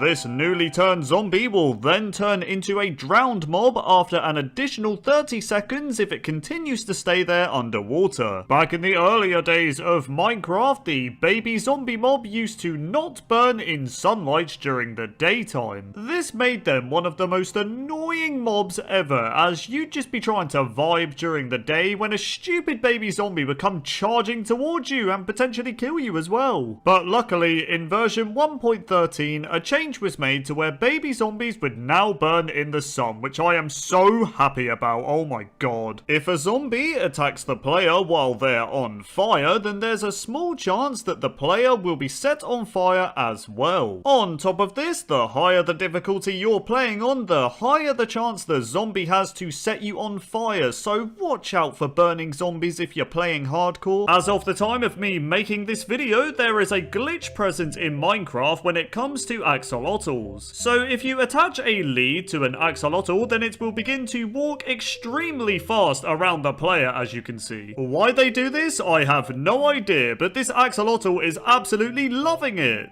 This glitch also works with more than one axolotl, which means you can attach multiple axolotls to a lead and they'll all just circle around the player very quickly, which just looks absolutely mayhem. Anyways, let's move on. The reason why axolotls were added into Minecraft is because axolotls in real life are critically endangered, so I think it's great that Mojang are raising awareness for them. In Minecraft, axolotls will attack all underwater mobs except turtles and dolphins. This includes the drowned, guardian, elder guardian, squid, glow squid, and fish. If a mob or player attacks an axolotl, then they have a 1 in 3 chance of playing dead. This means they'll pretend to be dead for 10 seconds while recovering 2 hearts of health. The axolotl you see on screen is an unreleased green variant of the mob, and it looks kinda cool. Now, the green axolotl was seen in the Minecraft Live recap screenshot in 2020, but it was never officially added in Minecraft 1.17, which is a shame, to be honest. On top of this, in the trailer video for part 1 of the Caves and Cliffs update, the green axolotl can briefly be seen despite it not appearing in the update itself. Rest in peace, green axolotl. You will be missed. In Minecraft, axolotls can be bred by using buckets of tropical fish, but not by using the tropical fish items themselves. This is because in real life, axolotls will only eat living fish. And you know, the fish that are still in the buckets are still alive, so this feature makes sense. The reason why blue axolotls have a 1 in 1,200 chance to spawn is due to the fact that there are only roughly 1,200 axolotls left in the wild in real life. Honestly, reading that fact is rather sad, but again, I'm glad Mojang is bringing awareness to axolotls. Despite their small size, axolotls in Minecraft are able to climb up blocks, as you can see, which looks so cute, to be honest. I mean, they're getting there. They're trying. You've got this, axolotl. If a player kills a mob that an axolotl is in combat with, then the axolotl will give you the regeneration effect for a few seconds, which is very lovely of them. Right-clicking on an axolotl with a bucket allows you to collect it, giving you a bucket of axolotl, which looks like this. This allows you to put the bucket of axolotl in a dispenser and dispense an axolotl at the click of a button. Another thing you can do with a bucket of Axolotl is put the bucket inside of an item frame and display your lovely Axolotl. I'm not gonna lie, this feels a bit mean to be honest. The Axolotl should be chilling in the water and instead it's just trapped in an item frame, which is horrible. Anyways, moving on. The blue Axolotl is the only variant that is not based on a real life Axolotl. The other 4 Axolotls on the other hand are in fact based on real Axolotls, which is a nice attention to detail. But don't worry, the blue Axolotl is still very interesting as it was added after somebody suggested it on Reddit. So Reddit user known as Dark Eyes Flame mentioned that Minecraft should add a rare blue Axolotl and have its appearance be based off Mudkip from the Pokemon series. So yeah, the blue Axolotl isn't based on real life, but it is based off Mudkip from Pokemon, which is very cool. A wooden tool will burn exactly the same in a furnace regardless of its remaining durability. This means a used up wooden tool with low durability will be just as effective as a new wooden tool. Before furnaces were added into Minecraft, items were smelted in a different way. So in the early versions of Minecraft in dev, players could smelt ores by dropping the item on the ground and setting them on fire with a flint and steel. Definitely a very different way of smelting ores, but hey, at least it worked. A lava bucket is the most effective furnace fuel to use in Minecraft as it can smelt up to a whopping 100 items, which is crazy. In Minecraft Java Edition, if you break a furnace with your hand, it takes exactly 17.5 seconds to destroy it. With that said, the furnace will not drop as an item, so don't waste your time doing this like I did. On Minecraft Bedrock Edition, however, destroying a furnace with your hand again takes 17.5 seconds, but the furnace will drop as an item. Back in the earlier days of Minecraft, in versions Alpha and Beta, furnaces took a lot longer to destroy with a pickaxe. On top of that, in Minecraft Alpha and Beta, no matter which pickaxe you used, it took the same amount of time to destroy the furnace. So yeah, breaking a furnace back then was just really painful. The smelting time of each item in an active furnace is exactly 8 seconds. In the alpha versions of Minecraft, the top part of the furnace texture was made out of stone, which looks like this. This made the furnace a lot easier to hide from other players as you could blend the furnace in with regular stone, which was pretty cool. However, in Minecraft Beta, the top part of the furnace received its own texture. The village structures that you find in snow biomes contain these snowy houses that look like this. In said snowy house, you can find a chest that has a 9.9% chance to have a furnace inside of it. If you have tamed a cat in Minecraft and have an active furnace going, then be prepared as your cat will sit on the lit furnace to keep warm. At some point in Minecraft version InfDev, a change was briefly made to where the furnaces no longer had a face and used the same texture all around. Yeah, I'm not going to lie, this does not look right at all, but yeah, this change was quickly reverted. Another change that was briefly made in the InfDev version of Minecraft was the furnace smelt time. So as mentioned before, each item in Minecraft takes 8 seconds to smelt, but in InfDev, a change was made to where items only took 4 seconds to smelt. So yeah, items smelted a lot quicker in InfDev, but this change was quickly reverted.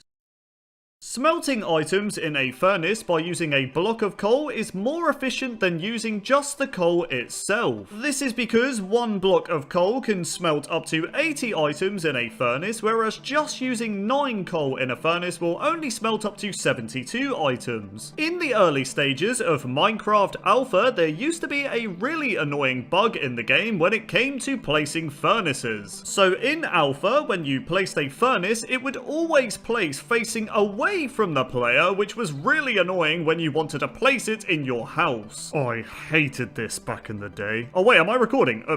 Moving on. Using the set block command in Minecraft, you can spawn in an already active furnace known as the lit furnace. Now this lit furnace is in the name, as it will always stay lit, as you can see, even if there's nothing smelting in it, which is kinda weird. A 64 stack of coal blocks will smelt items in a furnace for a total total of 14.2 hours, which is equivalent to 42 Minecraft days. So yeah, the coal blocks can smelt for quite a long time. By default, the GUI of a furnace simply says, well, furnace. However, if you rename the furnace in an anvil, then the GUI name will change to whatever you renamed the furnace to, which is pretty cool. Furnaces, when active, emit a light level of 13, which is slightly dimmer than a torch, which gives off a light level of 14. Furnaces will light up the blocks all around it, despite it only being lit up from the front. However, during the snapshot phase of the 1.4 update, an experimental change was made to the lighting of furnaces. So in snapshot 12W39A, a change was made to where the furnaces only lit up the blocks in front of them. But then in a later 1.4 snapshot, the change was reverted as apparently it was causing performance issues. Back in the earlier days of Minecraft, before the 1.9 combat update, players could spawn in the lit furnace I mentioned earlier as an item. So from version 1.3 to 1.7, the lit furnace item looked as it was supposed to look in the inventory. However, in version 1.8, a bug formed where the lit furnace item changed to have a missing texture in the inventory, which looked like this. This was strange because when you placed the lit furnace, it looked normal, but the item just looked all messed up. But then in the 1.9 combat update, it didn't matter anyway because the ability to spawn in the lit furnace as an item was removed from the game. The crafting table was added into Minecraft in version indev on January 30th in 2010.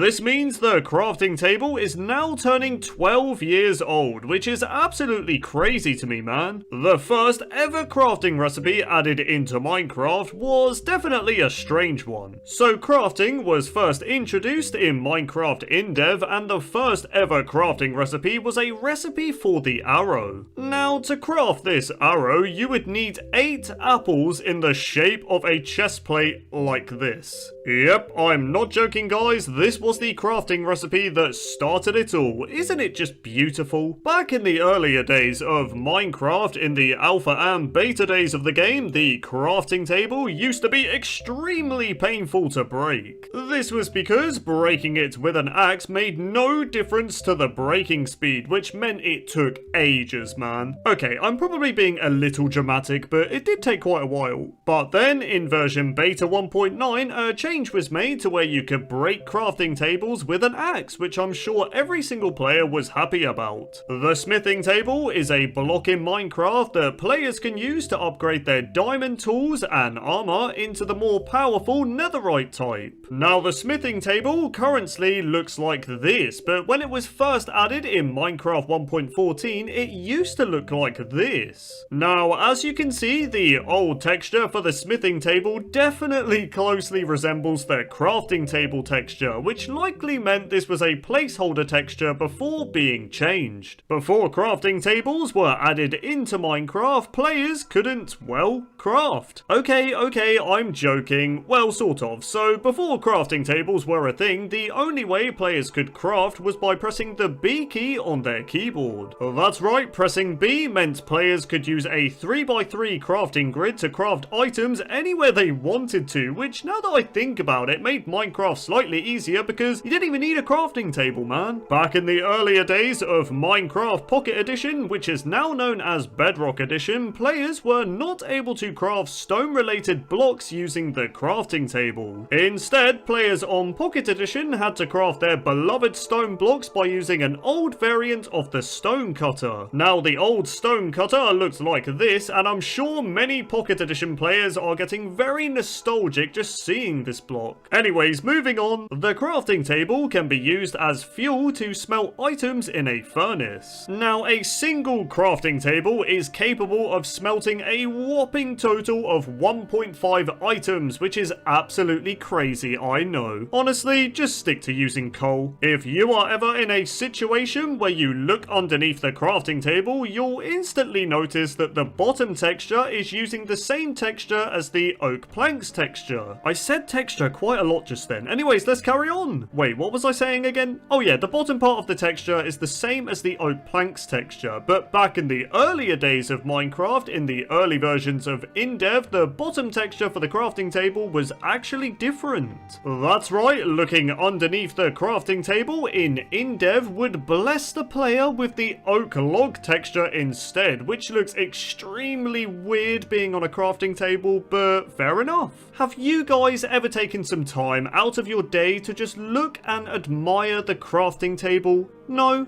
Just me? Well, if you are as weird as me, you'll notice that the crafting table texture features a hammer, a saw, and some pliers. Now, to me, this has always been kinda strange. Also, I always thought those pliers were a creeper face, and I feel lied to after all these years, man.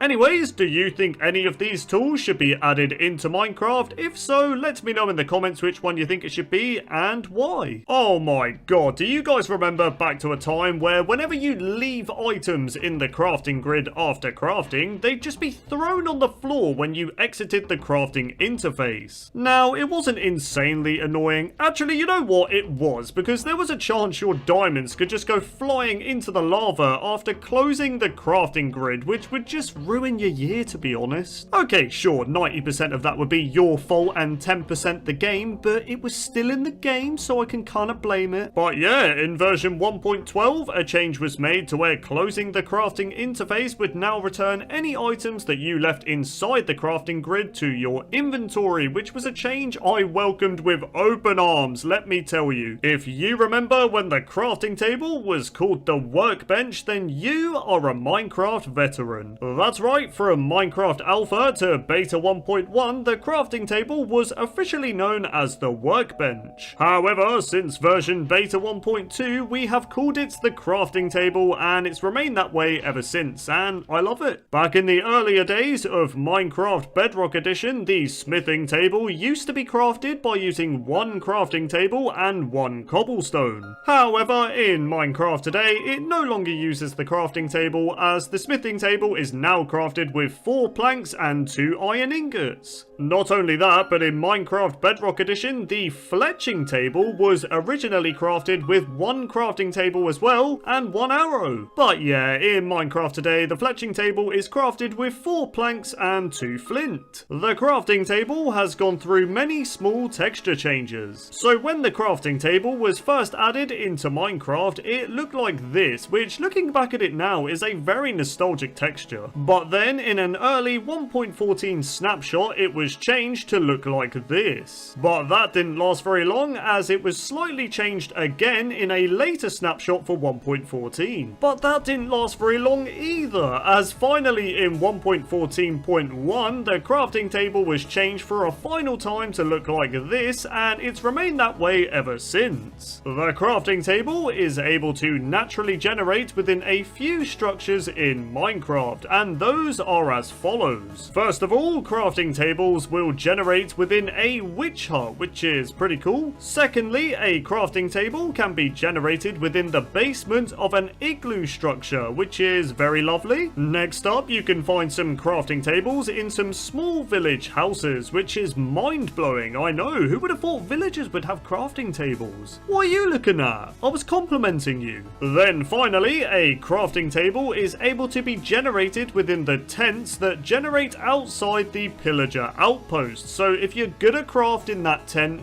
be careful with those pillagers, man. You don't want to get a crossbow arrow to the face. Just couldn't, well, craft. Okay, I'm joking. Well, sort of. So, before crafting tables were a thing, the only way players could craft was by pressing the B key on their keyboard. That's right, pressing B meant players could use a 3x3 crafting grid to craft items anywhere they wanted to, which, now that I think about it, made Minecraft slightly easier because you didn't even need a crafting table, man. Back in the earlier days of Minecraft Pocket Edition, which is now known as Bedrock Edition, players were not able to craft stone-related blocks using the crafting table. Instead, players on Pocket Edition had to craft their beloved stone blocks by using an old variant of the stone cutter. Now, the old stone cutter looked like this, and I'm sure many Pocket Edition players are getting very nostalgic just seeing this block. Anyways, moving on, the crafting table can be used as fuel to smelt items in a furnace. Now, a single crafting table is capable of smelting a whopping total of 1.5 items, which is absolutely crazy, I know. Honestly, just stick to using coal. If you are ever in a situation where you look underneath the crafting table, you'll instantly notice that the bottom texture is using the same texture as the oak planks texture. I said texture quite a lot just then. Anyways, let's carry on. Wait, what was I saying again? Oh yeah, the bottom part of the texture is the same as the oak planks texture, but back in the earlier days of Minecraft, in the early versions of InDev, the bottom texture for the crafting table was actually different. That's right, looking underneath the crafting table in InDev would bless the player with the oak log texture instead, which looks extremely weird being on a crafting table, but fair enough. Have you guys ever taken some time out of your day to just look and admire the crafting table? No?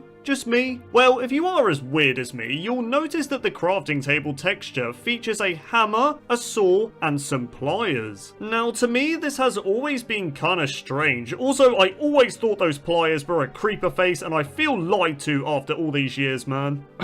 Anyways, do you think any of these tools should be added into Minecraft? If so, let me know in the comments which one you think it should be, and why. Oh my god, do you guys remember back to a time where whenever you leave items in the crafting grid after crafting, they'd just be thrown on the floor when you exited the crafting interface? Now, it wasn't insanely annoying. Actually, you know what? It was, because there was a chance your diamonds could just go flying into the lava after closing the crafting grid, which would just ruin your year, to be honest. Okay, sure, 90% of that would be your fault and 10% the game, but it was still in the game, so I can kinda blame it. But yeah, in version 1.12, a change was made to where closing the crafting interface would now return any items that you left inside the crafting grid to your inventory, which was a change I welcomed with open arms, let me tell you. If you remember when the crafting table was called the workbench, then you are a Minecraft veteran. That's right, from Minecraft Alpha to Beta 1.1, the crafting table was officially known as the workbench. However, since version Beta 1.2, we have called it the crafting table, and it's remained that way ever since, and I love it. Back in the earlier days of Minecraft Bedrock Edition, the smithing table used to be crafted by using one crafting table and one cobblestone. However, in Minecraft today, it no longer uses the crafting table, as the smithing table is now crafted with 4 planks and 2 iron ingots. Not only that, but in Minecraft Bedrock Edition, the fletching table was originally crafted with 1 crafting table as well, and 1 arrow. But yeah, in Minecraft today, the fletching table is crafted with 4 planks and 2 flint. The crafting table has gone through many small texture changes. So when the crafting table was first added into Minecraft, it looked like this, which looking back at it now is a very nostalgic texture. But then in an early 1.14 snapshot, it was changed to look like this. But that didn't last very long, as it was slightly changed again in a later snapshot for 1.14. But that didn't last very long either, as finally in 1.14.1 the crafting table was changed for a final time to look like this, and it's remained that way ever since. The crafting table is able to naturally generate within a few structures in Minecraft, and those are as follows. First of all, crafting tables will generate within a witch hut, which is pretty cool. Secondly, a crafting table can be generated within the basement of an igloo structure, which is very lovely. Next up, you can find some crafting tables in some small village houses, which is mind-blowing. I know, who would have thought villagers would have crafting tables? What are you looking at? I was complimenting you. Then finally, a crafting table is able to be generated within the tents that generate outside the pillager outpost. So if you're good at crafting that tent,